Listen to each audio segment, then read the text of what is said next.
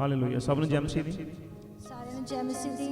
ਆइए ਅੱਜ ਦੀ ਆਰਾਧਨਾ ਸ਼ੁਰੂ ਕਰਾਂਗੇ ਤੇ ਅਸੀਂ ਜ਼ਬੂਰ 4 ਤੋਂ ਅੱਜ ਦੀ ਆਰਾਧਨਾ ਨੂੰ ਸ਼ੁਰੂ ਕਰਦੇ ਹਾਂ। ਆइए ਸਭ ਨੇ ਭਰਾ ਨਾਲ ਮਿਲ ਕੇ ਜ਼ਬੂਰ 4 ਪੜਾਂਗੇ। Praise the Lord, hallelujah. ਜਦ ਮੈਂ ਤੈਨੂੰ ਪੁਕਾਰਾਂ ਤੂੰ ਮੈਨੂੰ ਉੱਤਰ ਦੇ। Thank you Jesus. ਇਹ ਮੇਰੇ ਧਰਮ ਦੇ ਪਰਮੇਸ਼ਵਰ, ਜਦ ਮੈਂ ਤੰਗੀ ਵਿੱਚ ਸਾਂ ਤੈਂ ਮੈਨੂੰ ਖੋਲ੍ਹ ਦਿੱਤੀ। ਮੇਰੇ ਉੱਤੇ ਦਇਆ ਕਰਕੇ ਮੇਰੀ ਪ੍ਰਾਰਥਨਾ ਸੁਣ ਲੈ।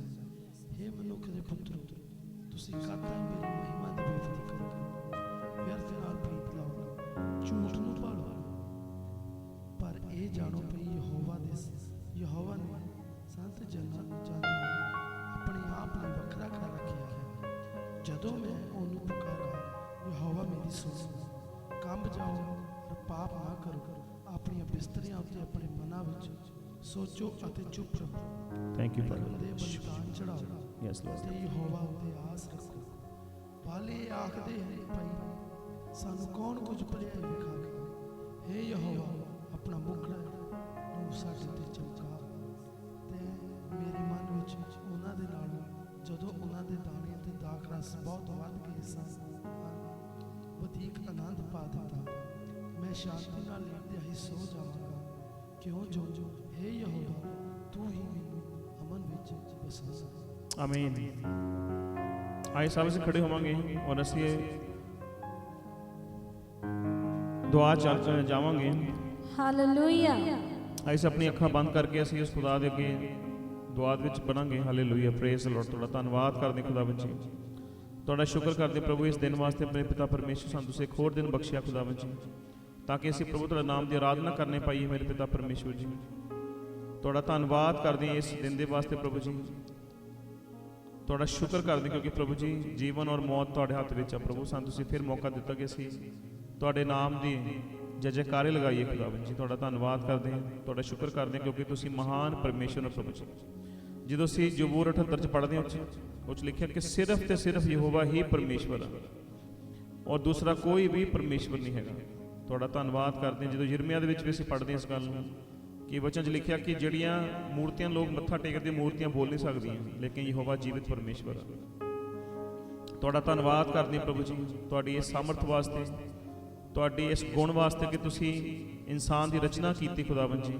ਤੁਹਾਡਾ ਧੰਨਵਾਦ ਕਰਦੇ ਹਾਂ, ਧੰਨਵਾਦ ਕਰਦੇ ਖੁਦਾਵੰਦ ਜੀ ਕਿ ਤੁਸੀਂ ਆਪਣੇ ਉਸ ਪਵਿੱਤਰ ਬੇਟੇ ਨੂੰ ਸਾਡੇ ਲਈ ਭੇਜਿਆ ਇਸ ਦੁਨੀਆ ਪਰ, ਤਾਂ ਕਿ ਅਸੀਂ ਸਭ ਲੋਕ ਬਚਾ ਸਕੀਏ। ਮੇਰੇ ਪਿਤਾ ਪਰਮੇਸ਼ਵਰ ਜੀ, ਤੁਹਾਡਾ ਧੰਨਵਾਦ ਕਰਦੇ ਹਾਂ ਤੁਹਾਡੇ ਇਸ ਬਚਾਵ ਦੇ ਲਈ। ਤੁਹਾਡਾ ਧੰਨਵਾਦ ਕਰਦੇ ਤੁਹਾਡੀ ਇਸ ਯੋਜਨਾ ਦੇ ਲਈ ਮੇਰੇ ਪਿਤਾ ਪਰਮੇਸ਼ਵਰ। ਤੁਹਾਡਾ ਸ਼ੁਕਰ ਕਰਦੇ ਹਾਂ ਤੇ ਇਸ ਛੋਟੀ ਦੁਆ ਨੂੰ ਅਸੀਂ ਖੁਦਾਵੰਦ ਆਪਣੇ ਮੁਕਤੀਦਾਤਾ ਪ੍ਰਭੂ ਯਿਸੂ ਮਸੀਹ ਦੇ ਪਾਕ ਨਾਮ 'ਚ ਮੰਗਦੇ ਹਾਂ।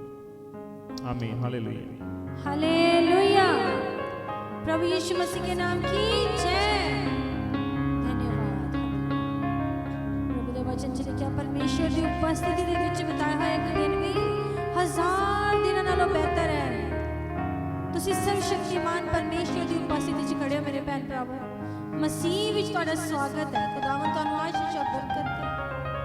ਹਾਲੇਲੂਇਆ। ਆਈਏ ਮਿਲ ਕੇ ਇਸ ਗੀਤ ਨੂੰ ਗਾਵਾਂਗੇ।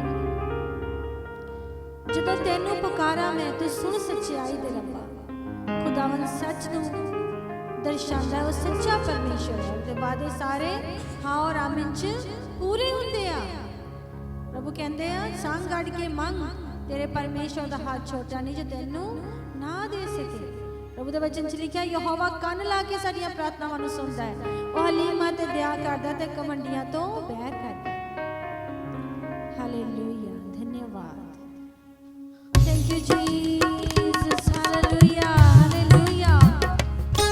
ਇਹ ਜ਼ਬੂਰ ਭਜਨਕਾਰੀ ਪ੍ਰਾਰਥਨਾ ਚ ਗਾਉਂਦਾ, ਉਹ ਕਹਿੰਦਾ ਪਰਮੇਸ਼ਰ ਤੂੰ ਮੇਰੀ ਪ੍ਰਾਰਥਨਾ ਨੂੰ ਸੁਣ ਕੇ ਉੱਤਰ ਦੇ ਕਿਉਂਕਿ ਤੂੰ ਸੱਚਾ ਪਰਮੇਸ਼ਰ ਹੈ। ਹਾਲੇਲੂਇਆ। Praise the Lord.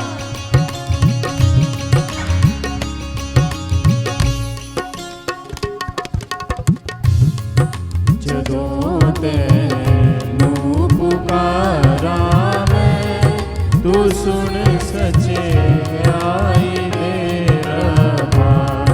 ਜਦੋਂ ਤੈਨੂੰ ਪੁਕਾਰਾਂ ਮੈਂ ਤੂੰ ਸੁਣ ਸੱਚਾਈ ਦੇ ਰੱਬਾ। ਮੇਰਾ ਦੁੱਖ ਦੂਰ ਕੀਤਾ ਤੂੰ, ਦੁਆ ਸੁਣ ਰਹਿਮ ਵੀ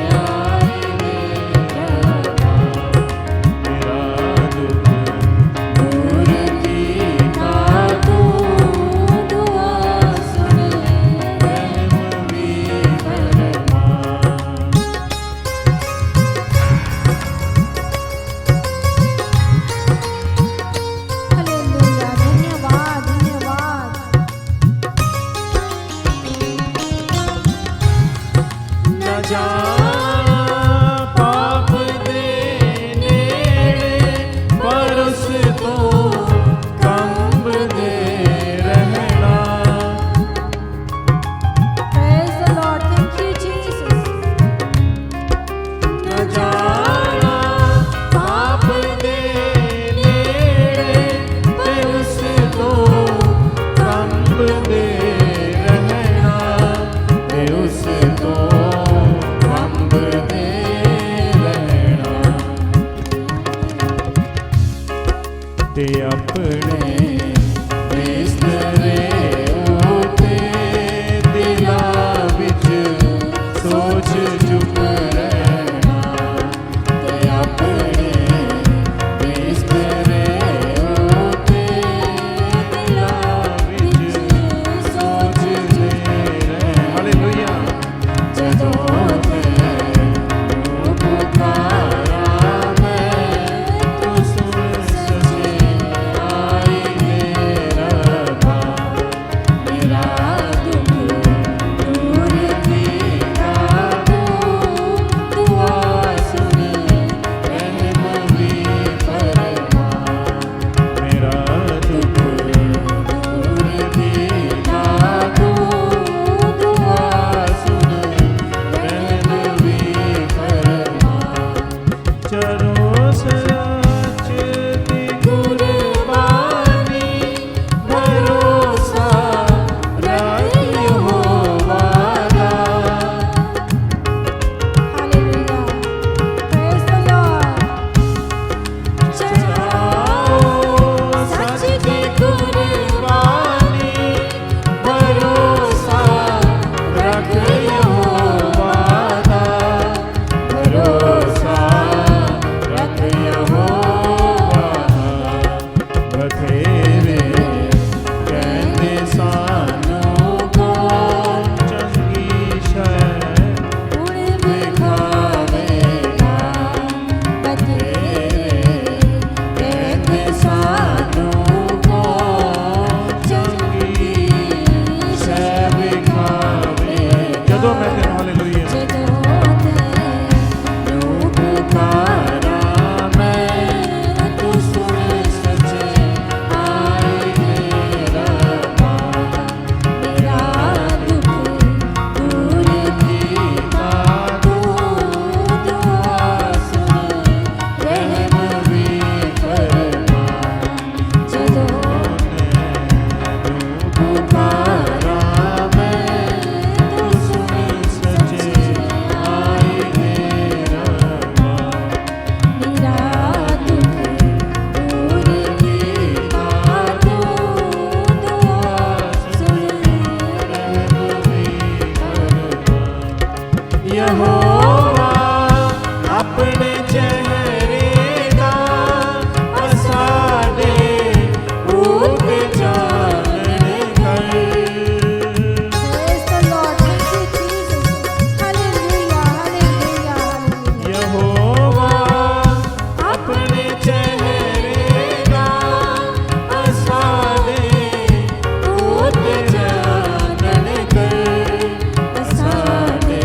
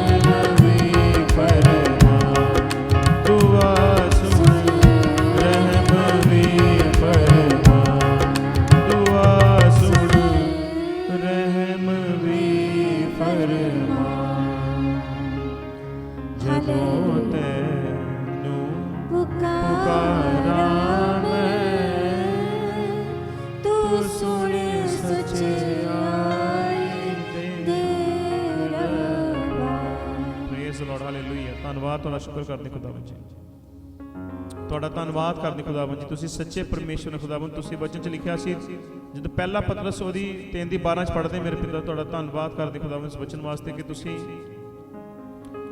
ਕਿਹਾ ਕਿ ਮੈਂ ਹਮੇਸ਼ਾ ਮੇਰੇ ਕੰਨ ਔਰ ਮੇਰੀਆਂ ਅੱਖਾਂ ਸੱਚੇ ਲੋਕਾਂ ਦੋਵਾਂ ਤੇ ਲੱਗੀਆਂ ਰਹਿੰਦੀਆਂ।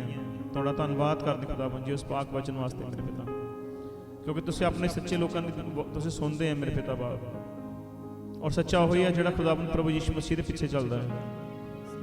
ਤੁਹਾਡਾ ਧੰਨਵਾਦ ਕਰਦੇ ਹਾਂ, ਧੰਨਵਾਦ ਕਰਦੇ ਖੁਦਾਵੰਦ ਜੀ। ਆਈ ਅਗਲੇ ਗੀਤ ਵੱਲ ਚੱਲਾਂਗੇ। Jesus, hallelujah, hallelujah. Praise the Lord, hallelujah. Hallelujah, hallelujah, hallelujah, hallelujah.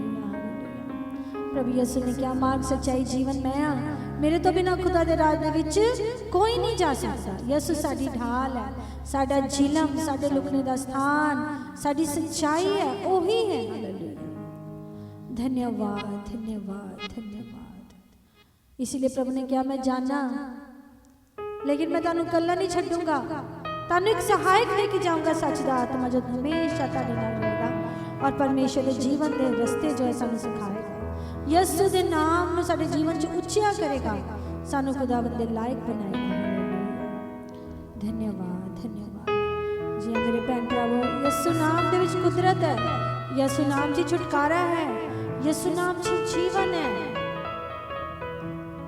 धन्यवाद, hallelujah, praise the Lord, thank you Jesus. आइए थोड़े समय लिए शुक्रगुजारी से चलते हो इस गीत को गावांगे। नाम जपा मैं तेरा, यीशु तेरी हमद सुना।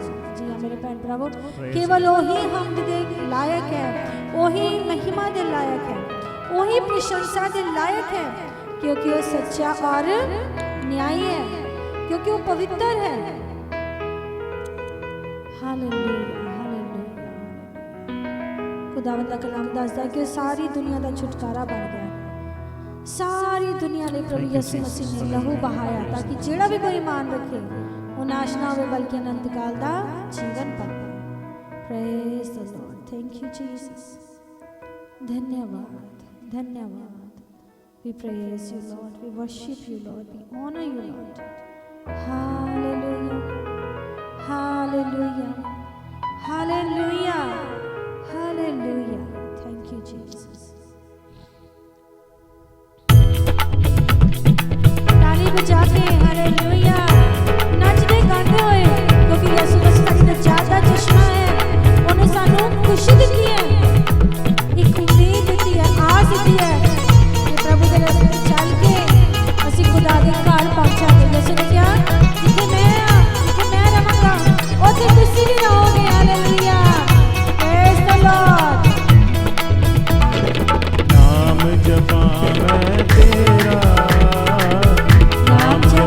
मैं तेरा, यीशु तेरी हमद सुनावा, तेरी हमद सुनावा। नाम जपा मैं तेरा, नाम जपा मैं तेरा, यीशु तेरी हमद सुनावा, तेरी हमद सुनावा। यीशु मेरा मुक्ति दाता हो कहंदा जावा, यीशु मेरा मुक्ति दाता हो कहंदा जावा, हो कहंदा जावा, हो कहंदा जावा। नाम जपा मैं तेरा, नाम जपा मैं तेरा, यीशु तेरी हमद सुनावा, तेरी हमद सुनावा, तेरी हमद सुनावा, तेरी हमद सुनावा। यीशु मेरा मुक्ति दाता हो कहंदा जावा, यीशु मेरा मुक्ति दाता हो कहंदा जावा, हो कहंदा जावा, हो कहंदा जावा। नाम जपा मैं तेरा, नाम जपा मैं तेरा, यीशु तेरी हमद सुनावा, तेरी हमद सुनावा, तेरी हमद सुनावा, मैं तेरी हमद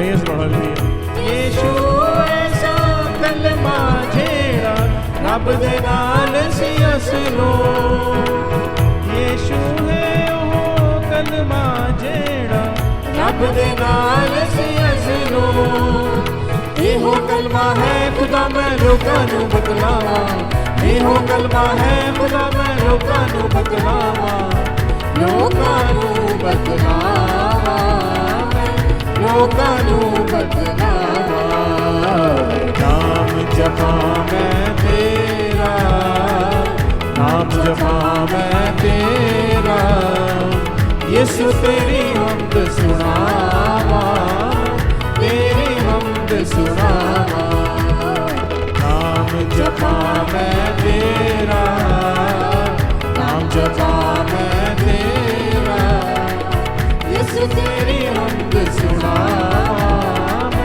तेरी हमद सुनावां यीशु मेरा मुक्ति दाता हो कहता जावां यीशु मेरा मुक्ति दाता हो कहता जावां हो कहता जावां हो कहता जावां नाम जपा मैं तेरा नाम जपा मैं तेरा यीशु तेरी हमद सुनावां तेरी हमद सुनावां तेरी हमद सुनावां तेरी हमद सुनावां हालेलुया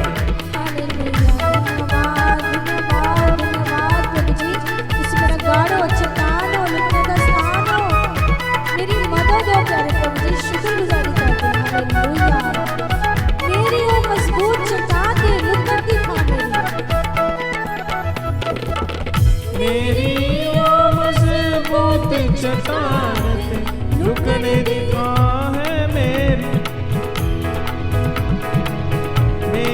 ओ मजबूत चट्टान ते लुकने दी थां है मेरी जदों दा नाम पुकारा होवण दूर बलावा जदों दा नाम पुकारा होवण दूर बलावा होवण दूर बलावा होवण दूर बलावा नाम जपा मैं तेरा नाम जपा मैं तेरा यीशु तेरी हमद सुनावां तेरी हमद सुनावां तेरी हमद सुनावां तेरी हमद सुनावां यीशु मेरा मुक्ति दाता हो कहता जावां यीशु मेरा मुक्ति दाता हो कहता जावां हो कहता जावां हो कहता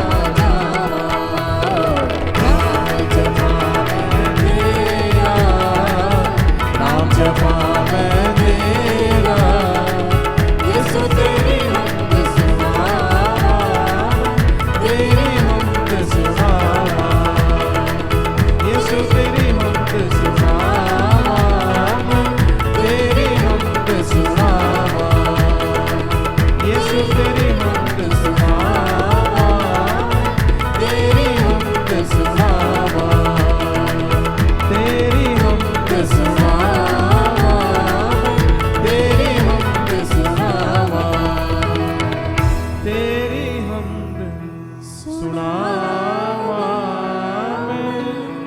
तेरी हमद सुनावां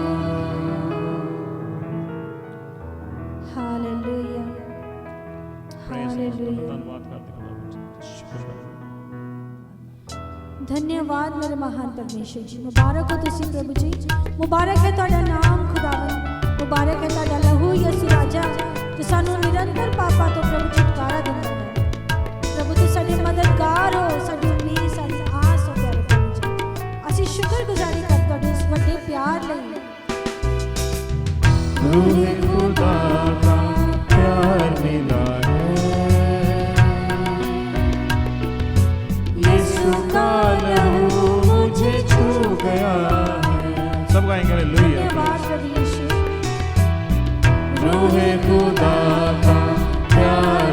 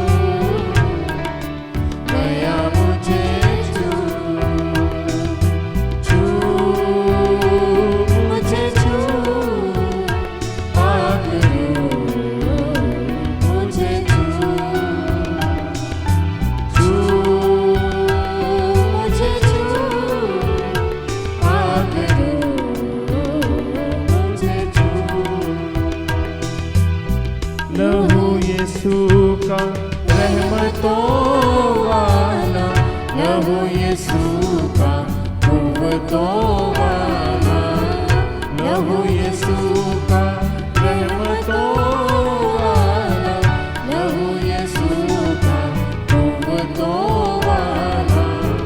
गिरते हुओं को लहू ने संभाला, तारीकियों में दिया है उजाला।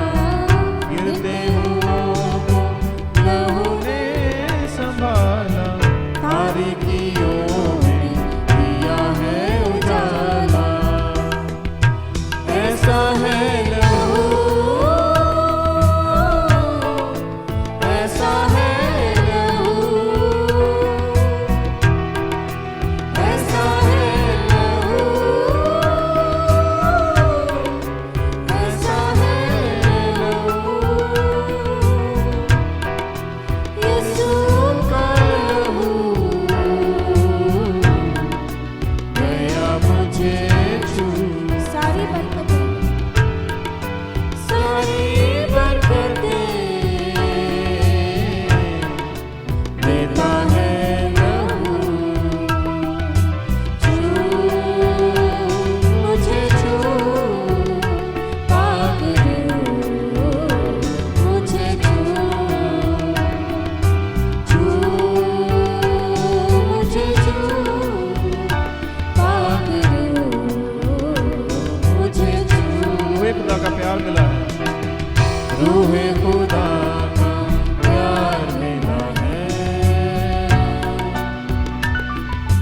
यीशु का लहू मुझे छू गया है, रूहे खुदा का प्यार मिला है। यीशु का लहू मुझे छू गया है।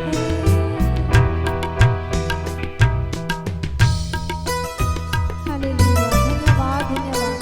जिथे लहू है उसे पवित्र आत्मा जी की उपस्थिति है, और जिथे पवित्र आत्मा जी की उपस्थिति है उसे छुटकारा है। मेरे बहन भरावों, इसलिए खुदावंद पुकारिए। हमको मददगार यीशु ने दिया है, मसाह में पाक रूह से किया है। हमको मददगार यीशु ने दिया है, मसाह में पाक रूह से किया है। अब न उदासी न दर्द कोई, प्याला शिफा का हमने पिया है। अब न उदासी है न दर्द कोई, प्याला शिफा का हमने पिया है। अब दी जिंदगी, अब दी खुशी,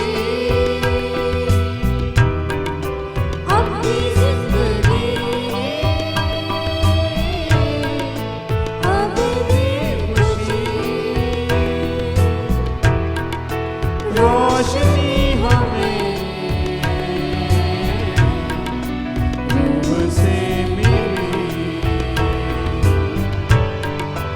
रोशनी हमें रूह से मिली। छू मुझे छू, पाक रूह मुझे छू, छू मुझे छू, पाक रूह मुझे छू, छू मुझे छू, पाक रूह मुझे छू, पाक रूह मुझे छू, पाक रूह मुझे छू, पाक रूह मुझे छू। थैंक यू फादर, धन्यवाद करनी है, थोड़ा शुक्र करने खुदा विच। Hallelujah, praise the Lord. थोड़ा धन्यवाद करते, धन्यवाद करते, धन्यवाद करते। Thank you Jesus. ਆਈ ਸਭ ਆਪਣੀ ਅੱਖਾਂ ਬੰਦ ਰੱਖਾਂਗੇ ਔਰ ਇੱਕ ਕੋਰਸ ਅਸੀਂ ਗਾਵਾਂਗੇ ਖੁਦਾ ਦੇ ਸਤੁਤੀ ਦੇ ਲਈ। ਤੂੰ ਪਵਿੱਤਰ ਪਵਿੱਤਰ ਹੈ, ਤੂੰ ਪਵਿੱਤਰ ਪਵਿੱਤਰ ਹੈ। हालेलुया, धन्यवाद प्रभु जी। तू पवित्र पवित्र सच्चे है, पवित्र परमेश्वर का धन्यवाद। तू सच्चा है प्रभु, तू झूठा नहीं है। आइए सब गावांगे ऐसे। तू सच्चा है प्रभु, तू झूठा नहीं है, तू पवित्र पवित्र है। आइए उन्हें धन्यवाद करेंगे क्योंकि पवित्र परमेश्वर धन्यवाद, यस लॉर्ड। तू पवित्र पवित्र है, तू पवित्र पवित्र है। तू सच्चा है प्रभु, तू झूठा नहीं है। तू सच्चा है प्रभु, तू झूठा नहीं है। तू पवित्र पवित्र है। हालेलुया। तू पवित्र पवित्र है, तू पवित्र पवित्र है। तू पवित्र पवित्र है। तू सच्चा है प्रभु, तू झूठा नहीं है। तू सच्चा है प्रभु, तू झूठा नहीं है। तू पवित्र पवित्र है, तू पवित्र पवित्र है। तू पवित्र पवित्र है। तू करुणा निधान है प्रभु। हालेलुया। तू करुणा निधान है प्रभु, तू करुणा निधान है प्रभु। तू अत्यंत महान है प्रभु। तू सच्चा है प्रभु, तू झूठा नहीं है। तू सच्चा है प्रभु, तू झूठा नहीं है। तू पवित्र पवित्र है। हालेलुया। पवित्र पवित्र है, तू पवित्र पवित्र है। तू अधर्म को क्षमा करता है, तू अधर्म को क्षमा करता है। सारे रोगों से चंगा करता है। तू अधर्म को क्षमा करता है। सारे रोगों से चंगा करता है। तू सच्चा है प्रभु, तू झूठा नहीं है। तू सच्चा है प्रभु, तू झूठा नहीं है। तू पवित्र पवित्र है, तू पवित्र पवित्र है। तू पवित्र पवित्र है, तू पवित्र पवित्र है। Hallelujah, hallelujah. पवित्र पवित्र है, तू सच्चा है प्रभु, तू झूठा नहीं है। तू सच्चा है प्रभु, तू झूठा नहीं है। तू पवित्र पवित्र है। आइए से अपने हाथ चाक के से दुआ च बने रवांगे। ਧੰਨਵਾਦ ਕਰਦੇ ਖੁਦਾਵੰਦ ਜੀ ਅੱਜ ਦੇ ਇਸ ਸਮੇਂ ਲਈ ਪ੍ਰਭੂ। ਮੈਂ ਇੱਕ ਵਾਰੀ ਫੇਰ ਤੋਂ ਤੁਹਾਡਾ ਧੰਨਵਾਦ ਕਰਦਾ ਹਾਂ ਔਰ ਤੁਹਾਡਾ ਸ਼ੁਕਰ ਕਰਦਾ ਕਿ ਸਾਨੂੰ ਤੁਸੀਂ ਮੌਕਾ ਦਿੱਤਾ ਕਿ ਅਸੀਂ ਇੱਕ ਵਾਰੀ ਫੇਰ ਤੁਹਾਡੇ ਨਾਮ ਦੀ ਸਤੁਤੀ ਕੀਤੀ ਖੁਦਾਵੰਦ ਜੀ। ਜਿੰਨਾ ਵੀ ਅਸੀਂ ਇੱਥੇ ਭਜਨ ਗਾਏ ਕੀਰਤਨ ਕੀਤਾ ਪ੍ਰਭੂ ਜੀ, ਅਸੀਂ ਦੁਆ ਕਰਦੇ ਖੁਦਾਵੰਦ ਕਿ ਤੁਹਾਡੇ ਸਵਰਗ ਰਾਜ ਦੇ ਵਿੱਚ ਤੁਸੀਂ ਇਸ ਗੱਲ ਨੂੰ ਕਬੂਲ ਕਰੋ ਮੇਰੇ ਪਿਤਾ ਪਰਮੇਸ਼ਵਰ। ਤੁਹਾਡੇ ਵਚਨ 'ਚ ਲਿਖਿਆ ਹੈ ਕਿ ਜਿੱਥੇ 2 ਤੋਂ 3 ਜਨ ਹਾਜ਼ਰ ਹੁੰਦੇ ਉੱਥੇ ਮੈਂ ਹਾਜ਼ਰ ਹੁੰਦਾ ਪ੍ਰਭੂ। ਇੱਥੇ 2 ਨਹੀਂ ਬਲਕਿ ਬਹੁਤ ਜ਼ਿਆਦਾ ਹੈ ਪ੍ਰਭੂ ਜੀ। ਤੁਹਾਡਾ ਧੰਨਵਾਦ ਕਰਦੇ ਹਾਂ, ਤੁਹਾਡਾ ਸ਼ੁਕਰ ਕਰਦੇ ਹਾਂ ਮੇਰੇ ਪਿਤਾ ਪਰਮੇਸ਼ਵਰ ਜੀ। ਤੁਹਾਡਾ ਧੰਨਵਾਦ ਕਰਦੇ ਹਾਂ, ਸ਼ੁਕਰ ਕਰਦੇ ਹਾਂ ਔਰ ਅੱਜ ਦੇ ਪਾਕ ਵਚਨ ਵਾਸਤੇ ਮੈਂ ਦੁਆ ਕਰਦਾ ਖੁਦਾਵੰਦ ਜੀ ਕਿ ਤੁਸੀਂ ਪ੍ਰਭੂ ਜੀ ਜਿੱਦਾਂ ਤੁਸੀਂ ਇਜ਼ਰਾਈਲ ਲੋਕਾਂ ਨੂੰ ਅਸਮਾਨ ਤੋਂ ਮੰਨਾ ਦਿੱਤਾ ਸੀ ਖੁਦਾਵੰਦ ਜੀ, ਇਦਾਂ ਖੁਦਾਵੰਦ ਅਸੀਂ ਮੁਕਤਕ ਮੰਗਦੇ ਕਿ ਤੁਸੀਂ ਸਾਨੂੰ ਅਸਮਾਨ ਤੋਂ ਮੰਨਾ ਦੇਵੋ ਪ੍ਰਭੂ ਜੀ। ਉਸ ਵਚਨ ਰੂਪੀ ਮੰਨੇ ਨੂੰ ਸਿਖਾਈਏ ਖੁਦਾਵੰਦ ਜੀ, ਔਰ ਅਸੀਂ ਸਮਝਦਾਰ ਬਣੀਏ ਮੇਰੇ ਪਿਤਾ ਪਰਮੇਸ਼ਰ। ਤੁਹਾਡੇ ਬੱਚੇ 'ਚ ਲਿਖਿਆ ਹੈ ਕਿ ਜਿਹੜਾ ਕੋਈ ਯਹੋਵਾ ਦਾ ਡਰ ਰੱਖਦਾ ਉਹ ਸਮਝਦਾਰ ਆ, ਔਰ ਮੂਰਖ ਲੋਕ ਉਹਦੀਆਂ ਗੱਲਾਂ ਨੂੰ ਤੁੱਛ ਜਾਣਦੇ ਪ੍ਰਭੂ ਜੀ। ਖੁਦਾਵੰਦ ਤੁਹਾਡੇ ਕੋਲ ਅਸੀਂ ਮਾਫੀ ਮੰਗਦੇ ਜਿਸ ਕਿਸੇ ਸਮੇਂ 'ਚ ਅਸੀਂ ਇਸ ਗੱਲ ਨੂੰ ਅਸੀਂ ਤੁੱਛ ਜਾਣਿਆ ਪ੍ਰਭੂ ਜੀ, ਤੇ ਅੱਜ ਫੇਰ ਅਸੀਂ ਇੱਕ ਵਾਰ ਤੁਹਾਡੇ ਕੋਲ ਮਾਫੀ ਦੇ ਨਾਲ ਪਛਤਾਪ ਨਾਨੇ ਪ੍ਰਭੂ ਜੀ। ਅਸੀਂ ਪਛਤਾਪ ਕਰਦੇ ਹਾਂ ਉਹਨਾਂ ਪੁਰਾਣੇ ਪਾਪਾਂ ਲਈ ਪ੍ਰਭੂ ਜੀ ਜੋ ਅਸੀਂ ਪਿਛਲੇ ਸਮੇਂ 'ਚ ਕੀਤੇ ਖੁਦਾਵੰਦ ਜੀ, ਔਰ ਤੁਹਾਡੇ ਕੋਲ ਮਾਫੀ ਮੰਗਦੇ ਮੇਰੇ ਪਿਤਾ ਪਰਮੇਸ਼ਵਰ ਜੀ, ਤਾਂ ਕਿ ਤੁਸੀਂ ਆਪਣੇ ਲੋਕਾਂ ਦੇ ਉੱਪਰ ਤੁਸੀਂ ਦਇਆ ਕਰੋ ਮੇਰੇ ਪਿਤਾ ਪਰਮੇਸ਼ਵਰ ਜੀ, ਕਿਉਂਕਿ ਤੁਹਾਡੀ ਕਰੁਣਾ ਸਾਡੇ ਲਈ ਬਹੁਤ ਹੈ ਮੇਰੇ ਪਿਤਾ, ਤੁਹਾਡਾ ਅਨੁਗ੍ਰਹਿ ਸਾਡੇ ਲਈ ਬਹੁਤ ਹੈ ਮੇਰੇ ਪਿਤਾ ਪਰਮੇਸ਼ਵਰ ਜੀ। ਔਰ ਮੈਂ ਦੁਆ ਕਰਦਾ ਪ੍ਰਭੂ ਜਿੱਦਾਂ ਤੁਹਾਡੀ ਬੇਟੀ ਅੱਜ ਵਚਨ ਨੂੰ ਪੜ੍ਹੇ ਪ੍ਰਭੂ ਜੀ, ਤੁਹਾਡਾ ਪਾਕ ਰੂਹ ਇਹਨੂੰ ਇਸਤੇਮਾਲ ਕਰੇ ਖੁਦਾਵੰਦ ਜੀ, ਔਰ ਪ੍ਰਭੂ ਜੀ ਤੁਸੀਂ ਆਪਣੇ ਰੂਹ ਦੇ ਨਾਲ ਭਰ ਕੇ ਪ੍ਰਭੂ ਜੀ ਇਸ ਬੇਟੀ ਨੂੰ ਤੁਸੀਂ ਇਸਤੇਮਾਲ ਕਰੋ ਪ੍ਰਭੂ, ਤਾਂ ਕਿ ਵਚਨ ਦੀਆਂ ਗਹਿਰੀਆਂ ਗੱਲਾਂ ਸਾਡੇ ਤੱਕ ਪ੍ਰਭੂ ਬਾਹਰ ਆਉਣ ਮੇਰੇ ਪਿਤਾ ਪਰਮੇਸ਼ਵਰ ਜੀ, ਔਰ ਇਹਨਾਂ ਗੱਲਾਂ ਨੂੰ ਅਸੀਂ ਸੁਣ ਕੇ ਔਰ ਪੜ੍ਹ ਕੇ ਪ੍ਰਭੂ ਜੀ ਅਸੀਂ ਤੁਹਾਡੇ ਨਜ਼ਦੀਕੀ ਆਈਏ ਮੇਰੇ ਪਿਤਾ ਪਰਮੇਸ਼ਵਰ। ਤੁਹਾਡਾ ਧੰਨਵਾਦ ਕਰਦੇ ਹਾਂ, ਤੁਹਾਡਾ ਸ਼ੁਕਰ ਕਰਦੇ ਹਾਂ। ਸਾਰੇ ਕਲਾਮ ਨੂੰ ਮੈਂ ਤੁਹਾਡੇ ਪਾਕ ਲਹੂ 'ਚ ਢੱਕਦਾ ਹਾਂ, ਜਿੰਨੀ ਇੱਥੇ ਕੰਗਰੀਗੇਸ਼ਨ ਬੈਠੀ ਹੈ ਸਭ ਨੂੰ ਮੈਂ ਤੁਹਾਡੇ ਪਾਕ ਲਹੂ 'ਚ ਢੱਕਦਾ ਪ੍ਰਭੂ ਜੀ। ਜਿੰਨੇ ਲੋਕ ਆਨਲਾਈਨ ਵੀ ਹੈਗੇ ਪ੍ਰਭੂ ਉਹਨਾਂ ਨੂੰ ਵੀ ਤੁਹਾਡੇ ਪਾਕ ਲਹੂ 'ਚ ਢੱਕਦਾ ਹਾਂ, ਉਹ ਵੀ ਜਦੋਂ ਸੁਣਨਗੇ ਤੇ ਪ੍ਰਭੂ ਤੁਹਾਡਾ ਰੂਹ ਉਹਨਾਂ ਨਾਲ ਵੀ ਗੱਲ ਕਰੇ ਪ੍ਰਭੂ ਜੀ। ਤੁਹਾਡਾ ਧੰਨਵਾਦ ਕਰਦੇ ਹੋਏ ਇਸ ਛੋਟੀ ਜਿਹੀ ਦੁਆ ਨੂੰ ਖੁਦਾਵੰਦ ਆਪਣੀ ਮੁਕਤੀ ਦਾਤਾ ਪ੍ਰਭੂ ਯਿਸੂ ਮਸੀਹ ਦੇ ਪਾਕ ਨਾਮ 'ਚ ਮੰਗਦੇ ਹਾਂ, ਆਮੀਨ। ਆਈ ਸਭ ਅਸੀਂ ਬੈਠ ਜਾਵਾਂਗੇ। ਸਾਰਿਆਂ ਨੂੰ ਜੈ ਮਸੀਹ ਦੀ। ਜੈ ਮਸੀਹ। ਅੱਜ ਜੋ ਅਸੀਂ ਟੌਪਿਕ ਸ਼ੇਅਰ ਕਰਾਂਗੇ ਉਹ ਪ੍ਰੀਚਿੰਗ ਨਹੀਂ ਹੈ ਲੇਕਿन एक टीचिंग है। हालेलुया। क्योंकि प्रभु के वचन में लिखा है कि ज्ञान ना होने के कारण मेरी प्रजा नाश हो रही है। परमेश्वर के वचन से मैडिटेट करना उन्हें समझना बहुत ही जरूरी है। और आज जी असीं गल करने जा रहे ये बड़ी मुढ़ली गल है जी हर एक मसीह नूं पता होनी चाहिए। और तो शायद तुसीं भी जो असीं ये पढ़ांगे तुहानूं लगेगा कि ये तो बड़ा ही आसान है।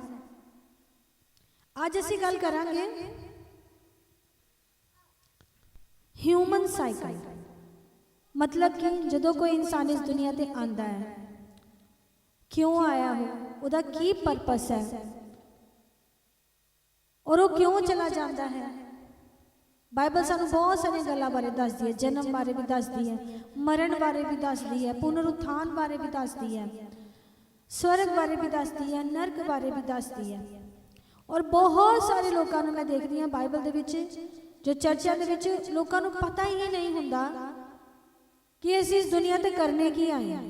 हालेलुया। और बहुत सारे ऐसे गल्लां हुंदियां, मुद्दे हुंदे जिन्हां दे उपर बहुत सारी कन्फ्यूजन हुंदियां।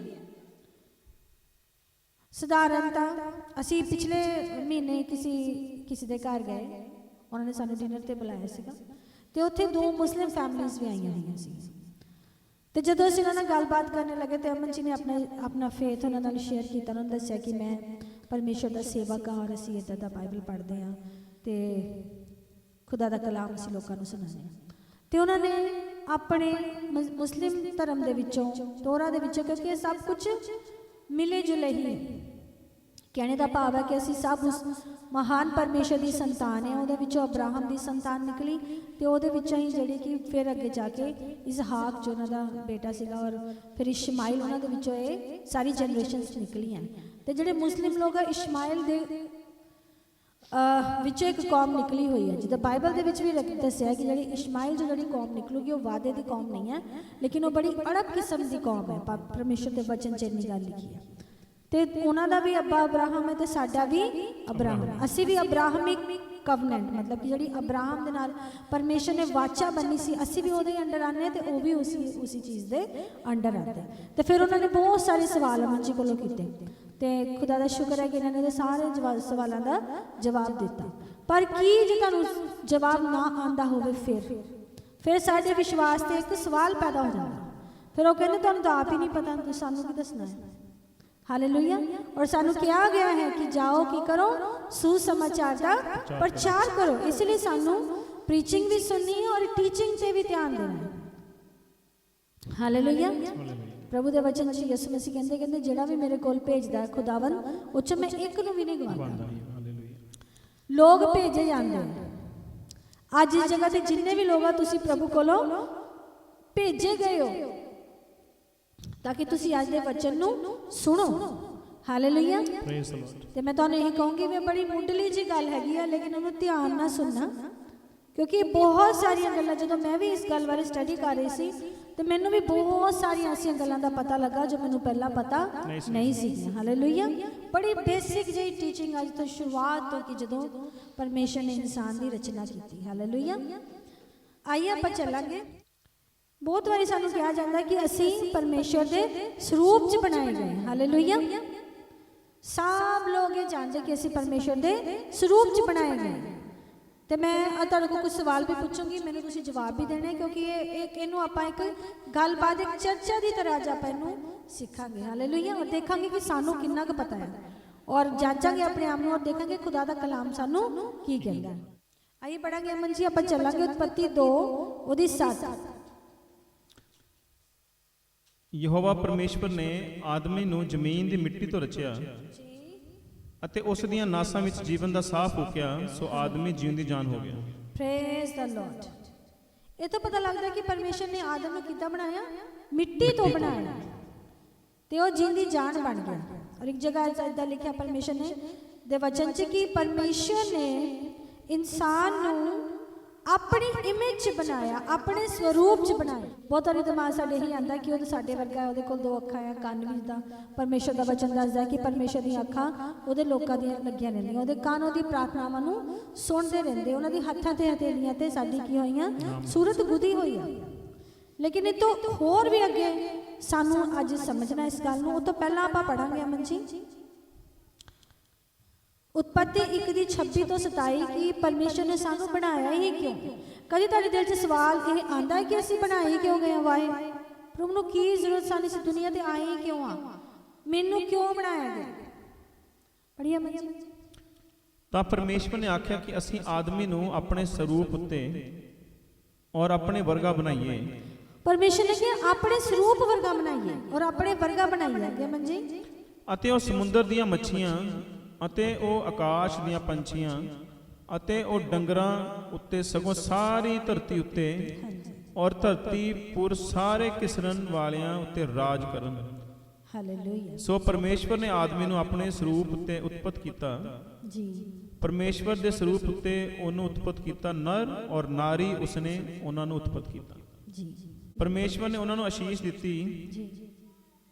ਅਤੇ ਪਰਮੇਸ਼ਵਰ ਨੇ ਉਹਨਾਂ ਨੂੰ ਆਖਿਆ ਕਿ ਫਲੋ ਔਰ ਵਧੋ ਅਤੇ ਧਰਤੀ ਨੂੰ ਭਰ ਦਿਓ ਅਤੇ ਉਹਨੂੰ ਆਪਣੇ ਵਸ ਵਿੱਚ ਕਰੋ ਅਤੇ ਸਮੁੰਦਰ ਦੀਆਂ ਮੱਛੀਆਂ ਔਰ ਆਕਾਸ਼ ਦੀਆਂ ਪੰਛੀਆਂ ਉੱਤੇ ਔਰ ਸਾਰੀ ਧਰਤੀ ਉੱਪਰ ਘਿਸਣ ਵਾਲੇ ਜੀਆਂ ਉੱਤੇ ਰਾਜ ਕਰੋ।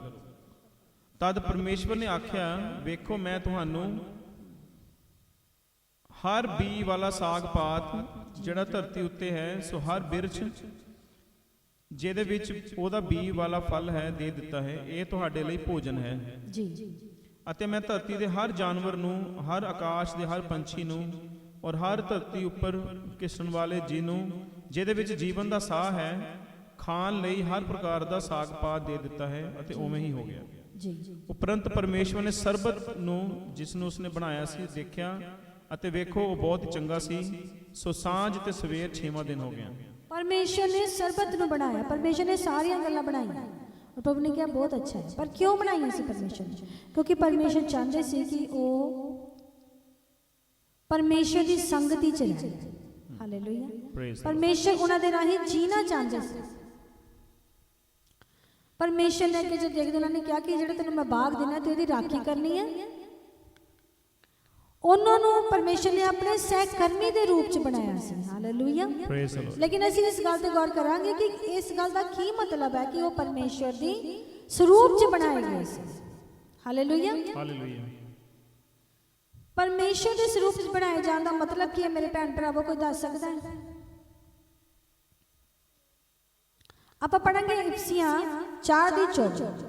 ਸਾਨੂੰ ਇਹ ਲੱਗਦਾ ਕਿ ਅੱਖਾਂ, ਕੰਨ, ਪਰਮੇਸ਼ਰ ਦੀ ਬਾਡੀ ਸਾਡੇ ਵਰਗੀ ਬਾਡੀ ਹੈ, ਲੇਕਿਨ ਅਸੀਂ ਪੜ੍ਹ ਰਹੇ ਉਹਦਾ ਸਰੂਪ, ਅਸੀਂ ਉਹਦੇ ਪੜ੍ਹਨੇ ਜਾ ਰਹੇ ਹਾਂ ਕਿ ਉਹਦਾ ਨੇਚਰ ਐਕਚੁਅਲ ਜਿੱਥੇ ਮਤਲਬ ਹੈ ਕਿ ਪਰਮੇਸ਼ਰ ਨੇ ਆਪਣੇ ਵਰਗਾ ਸੁਭਾਅ ਜੋ ਖੁਦਾਵੰਦ ਹੈ, ਖੁਦ ਹੈ, ਉਹ ਆਦਮ ਨੂੰ ਦਿੱਤਾ ਸੀ, ਉਹਦੇ ਵਿੱਚ ਬਣਾਇਆ ਸੀ।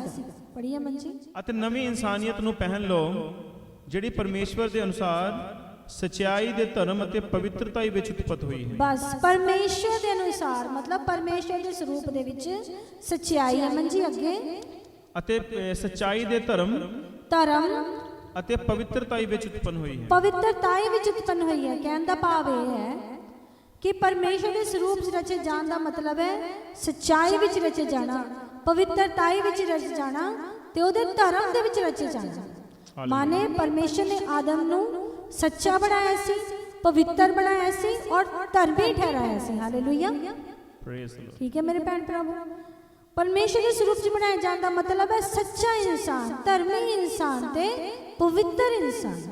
ਹਾਲੇਲੂਇਆ। ਜੋ ਪਰਮੇਸ਼ਰ ਨੇ ਕਿਹਨੂੰ ਬਣਾਇਆ ਸੀਗਾ? ਆਦਮ ਨੂੰ ਬਣਾਇਆ ਸੀਗਾ। ਔਰ ਪਰਮੇਸ਼ਰ ਨੇ ਉਹਨੂੰ ਕੀ ਦਿੱਤਾ ਸੀ? ਬੁੱਧੀ।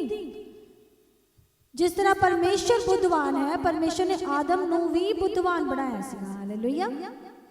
ਪਹਿਲੀ ਗੱਲ, ਪ੍ਰਭੂ ਨੇ ਸਾਨੂੰ ਆਪਣੇ ਵਰਗਾ ਬਣਾਇਆ, ਅੱਖਾਂ ਦਿੱਤੀਆਂ, ਕੰਨ ਦਿੱਤੇ, ਚੱਲਣੇ ਦੀ ਸ਼ਮਤਾ ਦਿੱਤੀ, ਹੱਥ ਪੈਰ ਦਿੱਤੇ, ਜਿਸਮ ਦਿੱਤਾ। ਦੂਸਰਾ, ਪਰਮੇਸ਼ਰ ਨੇ ਆਦਮ ਨੂੰ ਕਿੱਦਾਂ ਦਾ ਬਣਾਇਆ ਸੀਗਾ? ਪਵਿੱਤਰ, ਨਿਰਦੋਸ਼ ਤੇ ਧਰਮੀ ਬਣਾਇਆ ਸੀਗਾ। ਤੀਸਰਾ, ਪਰਮੇਸ਼ਰ ਨੇ ਉਹਨੂੰ ਬੁੱਧਵਾਨ ਬਣਾਇਆ ਸੀ, ਕਿਉਂਕਿ ਪਰਮੇਸ਼ਰ ਨੇ ਕਿਹਾ ਸਾਡੇ ਸਰੂਪ 'ਚ ਬਣਾਈਏ। ਪਰਮੇਸ਼ਰ ਬੁੱਧਵਾਨ ਹੈ ਤੇ ਪਰਮੇਸ਼ਰ ਨੇ ਆਦਮ ਨੂੰ ਵੀ ਕੀ ਕੀਤਾ ਸੀਗਾ? ਬੁੱਧਵਾਨ ਬਣਾਇਆ ਸੀ। ਚੌਥੀ ਜਿਹੜੀ ਚੀਜ਼ ਮੈंने ਪੜ੍ਹਨੇ ਚਾਹੀ ਉਹ ਇਹ ਸੀਗੀ ਕਿ ਪਰਮੇਸ਼ਰ ਨੇ ਆਦਮ ਨੂੰ ਹੱਕ ਦਿੱਤਾ ਸੀਗਾ, ਇੱਛਾ ਸ਼ਕਤੀ ਦਿੱਤੀ ਸੀ ਚੋਣ ਕਰਨੇ ਦੀ। ਹਾਲੇਲੂਇਆ। ਚੁਣਨੇ ਦੀ ਇੱਛਾ ਸ਼ਕਤੀ ਦਿੱਤੀ ਸੀ। Praise the Lord. ਕਿੱਥੋਂ ਪਤਾ ਚੱਲਦਾ ਸਾਨੂੰ?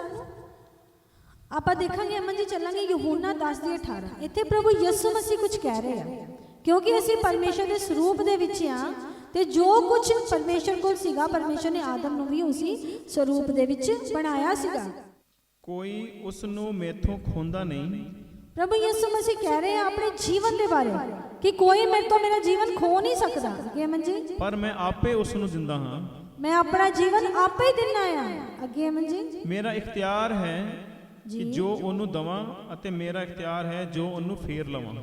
ਪ੍ਰਭੂ ਯਿਸੂ ਮਸੀਹ ਕਹਿੰਦੇ ਮੇਰੇ ਕੋਲ ਹੱਕ ਆ, ਮੈਂ ਜਿਹੜੀ ਆਪਣੀ ਜਾਨ ਆ ਮੇਰੇ ਤੋਂ ਕੋਈ ਲੈ ਨਹੀਂ ਸਕਦਾ। ਮੈਂ ਆਪਣੀ ਇੱਛਾ ਨਾਲ ਦਿੰਦਾ ਆ ਤੇ ਮੈਂ ਆਪਣੀ ਇੱਛਾ ਨਾਲ ਉਹਨੂੰ ਵਾਪਸ ਵੀ ਲੈ ਸਕਦਾ ਹਾਂ। ਹਾਲੇਲੂਇਆ। ਇਹ ਪਰਮੇਸ਼ਰ ਕੋ ਹੱਕ ਸੀ। ਤੇ ਜਦੋਂ ਪਰਮੇਸ਼ਰ ਨੇ ਆਦਮ ਨੂੰ ਬਣਾਇਆ ਸੀ, ਪਰਮੇਸ਼ਰ ਨੇ ਆਦਮ ਨੂੰ ਵੀ ਚੋਣ ਕਰਨੇ ਦਾ ਹੱਕ ਦਿੱਤਾ ਸੀਗਾ। ਹਾਲੇਲੂਇਆ। ਕੀ ਚੋਣ ਕਰਨੇ ਦਾ ਹੱਕ ਦਿੱਤਾ ਸੀ? ਅਸੀਂ ਜਦੋਂ ਅੱਗੇ ਇਹ ਵਚਨ ਪੜ੍ਹਦੇ ਹਾਂ, ਉਤਪੱਤੀ 1, 2, 3 ਅਧਿਆਏ ਪੜ੍ਹਦੇ ਹਾਂ, ਅਸੀਂ ਦੇਖਦੇ ਕਿ ਆਦਮ ਦੀ ਵਾਟਿਕਾ ਦੇ ਵਿੱਚ 2 ਵਿਰਛ ਲੱਗੇ ਹੋਏ ਸੀ। ਕਿੰਨੇ ਵਿਰਛ ਲੱਗੇ ਹੋਏ ਸੀਗੇ? ਕਿਹੜੇ ਕਿਹੜੇ ਕੋਈ ਦੱਸ ਸਕਦਾ? ਜੀਵਨ ਦਾ ਵਿਰਛ ਤੇ ਦੂਜਾ ਅੱਛੇ ਬੁਰੇ ਦੇ ਗਿਆਨ ਦਾ ਵਿਰਛ। ਇਹ 2 ਵਿਰਛ ਲੱਗੇ ਹੋਏ ਸੀ। ਤੇ ਅਸੀਂ ਦੇਖਦੇ ਹਾਂ ਕਿ ਪਰਮੇਸ਼ਰ ਨੇ ਆਦਮ ਨੂੰ ਕਿਹਾ ਸੀਗਾ ਕਿ ਜਿਹੜਾ ਇਹ ਅੱਛੇ ਔਰ ਬੁਰੇ ਦੇ ਗਿਆਨ ਵਾਲਾ ਵਿਰਛ ਆ, ਇਹ ਚੋਂ ਨਾ ਖਾਈ। ਪਰਮੇਸ਼ਰ ਨੇ ਉਹਨੂੰ ਸਲਾਹ ਦਿੱਤੀ ਸੀ ਕਿ ਇਹ ਚੋਂ ਨਾ ਖਾਈ, ਲੇਕਿਨ ਪਰਮੇਸ਼ਰ ਨੇ ਉਹਨੂੰ ਇੱਕ ਹਿਦਾਇਤ ਸੀਗੀ, ਲੇਕਿਨ ਸਟਿਲ ਉਹਦੇ ਕੋਲ ਚੋਣ ਕਰਨੇ ਦਾ ਹੱਕ ਸੀਗਾ। ਹਾਲੇਲੂਇਆ। ਪਰਮੇਸ਼ਰ ਨੇ ਉਹਨੂੰ ਵਾਰਨ ਕੀਤਾ ਸੀ ਕਿ ਇੱਥੋਂ ਤੂੰ ਨਾ ਖਾਵੇਂ। Praise the Lord. ਅੱਜ ਉਹੀ ਜਿੰਨੇ ਵੀ ਅਸੀਂ ਗੱਲਾਂ ਪੜੀਆਂ, ਇਹ ਸਾਰੇ ਜਿਹੜੇ ਹੱਕ ਸੀਗੇ ਪਰਮੇਸ਼ਰ ਨੇ ਆਦਮ ਨੂੰ ਦਿੱਤੇ ਸੀ। ਇਹ ਹੈ ਪਰਮੇਸ਼ਰ ਦੇ ਸਰੂਪ ਦੇ ਵਿੱਚ ਬਣਾਏ ਜਾਣਾ। ਪਰਮੇਸ਼ਰ ਨੇ ਆਦਮ ਨੂੰ ਆਪਣੇ ਸਰੂਪ 'ਚ ਬਣਾਇਆ, ਆਪਣੇ ਵਰਗਾ ਬਣਾਇਆ, ਬੁੱਧੀ ਦਿੱਤੀ। ਪਰਮੇਸ਼ਰ ਨੇ ਆਦਮ ਨੂੰ ਚੋਣ ਦਿੱਤੀ। ਉਹ ਇੱਕ ਫ੍ਰੀ ਵਿਲ ਵਾਲਾ ਇਨਸਾਨ ਸੀਗਾ, ਉਹਦੇ ਕੋਲ ਇੱਕ ਇੱਛਾ ਸ਼ਕਤੀ ਸੀ। ਔਰ 2 ਵ੍ਰਿਕਸ਼ ਜਿਹੜੇ ਉੱਥੇ ਲੱਗੇ ਸੀ, ਪਰਮੇਸ਼ਰ ਨੇ ਉਹਨੂੰ ਕਿਹਾ ਸੀ ਕਿ ਤੂੰ ਇਹ ਭਲੇ ਔਰ ਬੁਰੇ ਦੇ ਵ੍ਰਿਕਸ਼ ਤੋਂ ਤੂੰ ਨਾ ਖਾਈ। ਕਦੇ ਤੁਸੀਂ ਸੋਚਿਆ ਕਿ ਪਰਮੇਸ਼ਰ ਨੇ ਇਦਾਂ ਉਹਨੂੰ ਕਿਉਂ ਕਿਹਾ ਸੀ ਕਿ ਤੂੰ ਭਲੇ ਔਰ ਬੁਰੇ ਦੇ ਵ੍ਰਿਕਸ਼ ਤੋਂ ਨਹੀਂ ਖਾਣਾ? ਕੋਈ ਦੱਸ ਸਕਦਾ? ਬੋਲੀਏ, ਕੋਈ ਦੱਸ ਸਕਦਾ? ਡੈਥ ਵੁੱਡ ਕਮ। ਪਰ ਡੈਥ ਕਿਉਂ ਆਏਗੀ? ਅਨਾਗਿਆਕਾਰੀਤਾ ਕੀਤੀ। ਅਸੀਂ ਹੁਣੇ ਪੜਿਆ ਕਿ ਇਨਸਾਨ ਦਾ ਜਨਮ ਕਿੱਥੋਂ ਹੋਇਆ। ਜਿੱਦਾਂ ਮੈਂ ਤੁਹਾਨੂੰ ਪਹਿਲਾਂ ਵੀ ਕਿਹਾ ਸੀ, ਅਸੀਂ ਇੱਕ ਸਾਈਕਲ ਦੇਖਾਂਗੇ ਕਿ ਇਨਸਾਨ ਦਾ ਜਨਮ ਹੋਇਆ, ਫਿਰ ਉੱਤੇ ਮੌਤ ਕਿਉਂ ਆਈ ਤੇ ਮੌਤ ਤੋਂ ਬਾਅਦ ਕੀ ਹੁੰਦਾ ਹੈ। ਅੱਜ ਅਸੀਂ ਇਹ ਸਾਈਕਲ, ਅਸੀਂ ਇਹ ਡਿਸਕਸ਼ਨ ਅਸੀਂ ਕਰ ਰਹੇ ਹਾਂ। ਕਿੰਨਿਆਂ ਨੂੰ ਸਮਝ ਆ ਗਈ ਪਰਮੇਸ਼ਰ ਨੇ ਇਨਸਾਨ ਨੂੰ ਕਿੱਦਾਂ ਬਣਾਇਆ ਔਰ ਕਿਉਂ ਬਣਾਇਆ, ਔਰ ਜਿਹੜਾ ਸਰੂਪ ਪਰਮੇਸ਼ਰ ਨੇ ਆਪਣਾ ਦਿੱਤਾ ਉਹਦਾ ਮਤਲਬ ਕੀ ਹੈ? ਕਿੰਨਿਆਂ ਨੂੰ ਸਮਝ ਆ ਗਈ? ਪਰਮੇਸ਼ਰ ਨੇ ਕਿਉਂ ਕਿਹਾ ਸੀ? ਸਵਾਲ ਇਹ ਆਣਾ ਚਾਹੀਦਾ ਸਾਡੇ ਦਿਲ 'ਚ ਵੀ, ਉਹ ਚੋਂ ਤੂੰ ਨਾ ਖਾ। ਕੋਈ ਦੱਸ ਸਕਦਾ ਕਿਉਂ ਕਿਹਾ ਸੀ? ਹਾਂਜੀ, ਅੱਛੇ ਬੁਰੇ ਦਾ ਗਿਆਨ ਆ ਜਾਊਗਾ, ਫਿਰ ਕੀ ਹੋਊਗਾ? ਫਿਰ ਉਹ ਸੀਨ ਕਰਨਗੇ, ਵੈਰੀ ਗੁੱਡ, ਫਿਰ ਕੀ ਹੋਊਗਾ? ਯੈਸ, ਕਿਉਂਕਿ ਪਰਮੇਸ਼ਰ ਨੇ ਆਦਮ ਨੂੰ ਆਪਣੇ ਸਰੂਪ ਚ ਬਣਾਇਆ ਸੀ, ਮਤਲਬ ਸੱਚਾਈ, ਧਰਮ, ਇਹ ਅਸੀਂ ਦੇਖਿਆ ਨਾ, ਔਰ ਪਵਿੱਤਰਤਾ। ਇਹ ਜਿਹੜੇ ਦੋ ਪੇੜ ਇੱਥੇ ਲੱਗੇ ਹੋਏ ਸੀਗੇ, ਇੱਕ ਪੇੜ ਸੀਗਾ ਜੀਵਨ ਦਾ ਵ੍ਰਿਕਸ਼ ਔਰ ਦੂਜਾ ਸੀਗਾ fruit of tree of knowledge, ਭਲੇ ਤੇ ਬੁਰੇ ਦਾ ਵ੍ਰਿਕਸ਼। ਕਿਉਂਕਿ ਪਰਮੇਸ਼ਰ ਨੂੰ ਪਤਾ ਸੀਗਾ ਕਿ ਜਦੋਂ ਜੇ ਇਹਨਾਂ ਨੇ ਫਲ ਖਾਦਾ ਤੇ ਇਹਨਾਂ ਨੂੰ ਬੁਰੇ ਦੀ ਵੀ ਸਮਝ ਆ ਜਾਣੀ ਤੇ ਭਲੇ ਦੀ ਵੀ ਸਮਝ ਆ ਜਾਣੀ। ਇਸ ਵਕਤ ਤੱਕ ਆਦਮ ਨੂੰ ਕੁਝ ਨਹੀਂ ਪਤਾ ਸੀ ਕਿ ਅੱਛਾ ਕੀ ਹੈ ਤੇ ਮਾੜਾ ਕੀ ਹੈ। ਕੋਈ ਦੱਸ ਸਕਦਾ ਕਿਉਂ? ਕਿਉਂਕਿ ਉਹ ਪਰਮੇਸ਼ਵਰ ਦੇ ਰੂਪ 'ਚ ਸੀਗਾ। ਹਾਲੇਲੂਇਆ, ਕਿਉਂਕਿ ਉਹ ਪਰਮੇਸ਼ਰ ਦੇ ਸਰੂਪ 'ਚ ਸੀ ਔਰ ਪਰਮੇਸ਼ਰ ਤੇ ਹੀ ਡਿਪੈਂਡ ਸੀਗਾ। ਉਹਨੂੰ ਹੋਰ ਕੁਝ ਪਤਾ ਹੀ ਨਹੀਂ ਸੀ। ਉਹਨੂੰ ਪਰਮੇਸ਼ਰ ਦਾ ਉਹਦਾ ਰਿਸ਼ਤਾ ਜਿਹੜਾ ਸੀ ਖੁਦਾ ਦੇ ਨਾਲ ਹੀ ਸੀ ਔਰ ਖੁਦਾ ਤੇ ਉਹ ਡਿਪੈਂਡ ਸੀਗਾ। ਕਹਿੰਦੇ ਕਿ ਪਰਮੇਸ਼ਰ ਰੋਜ਼ ਸ਼ਾਮ ਨੂੰ ਆਉਂਦੇ ਸੀ ਤੇ ਉਹ ਪਰਮੇਸ਼ਰ ਨਾਲ ਕੀ ਕਰਦੇ ਸੀ? ਦੋਨੋਂ ਜਾਣੇ ਸੰਗਤ ਹੀ ਕਰਦੇ ਸੀ, ਪਰਮੇਸ਼ਰ ਨਾਲ ਗੱਲਾਂ ਕਰਦੇ ਸੀ, ਕਿਉਂਕਿ ਪਰਮੇਸ਼ਰ ਨੇ ਇਸੇ ਕਾਰਨ ਉਹਨਾਂ ਨੂੰ ਬਣਾਇਆ ਸੀ। ਹਾਲੇਲੂਇਆ, ਇਸੇ ਕਾਰਨ ਪਰਮੇਸ਼ਰ ਨੇ ਉਹਨਾਂ ਨੂੰ ਬਣਾਇਆ ਸੀ।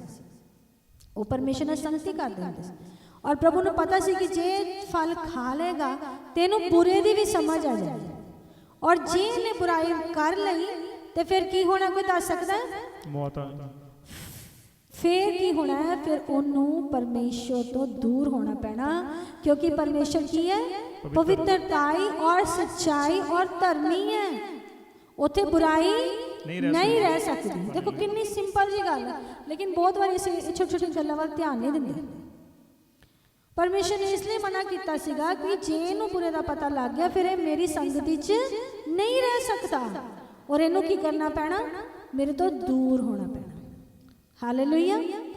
ਤੇ ਇੱਥੇ ਸਾਨੂੰ ਇੱਕ ਗੱਲ ਪਤਾ ਲੱਗਦੀ ਮੇਰੇ ਭੈਣ ਭਰਾਵੋ, ਮਰਨੇ ਦਾ ਮਤਲਬ ਕੀ ਹੈ? ਮਰਨੇ ਦਾ ਮਤਲਬ ਹੈ separation from God. Hallelujah, separation from God.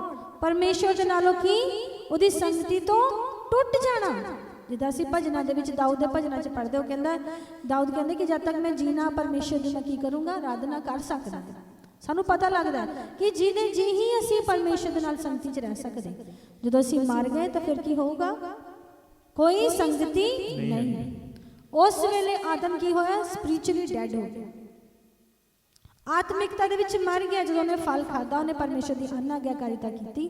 ਹੁਣ ਦੇਖੀਏ ਤੇ ਆਦਮ ਨੇ ਕੀ ਕੀਤਾ? ਆਦਮ ਨੇ ਚੋਣ ਕੀਤੀ।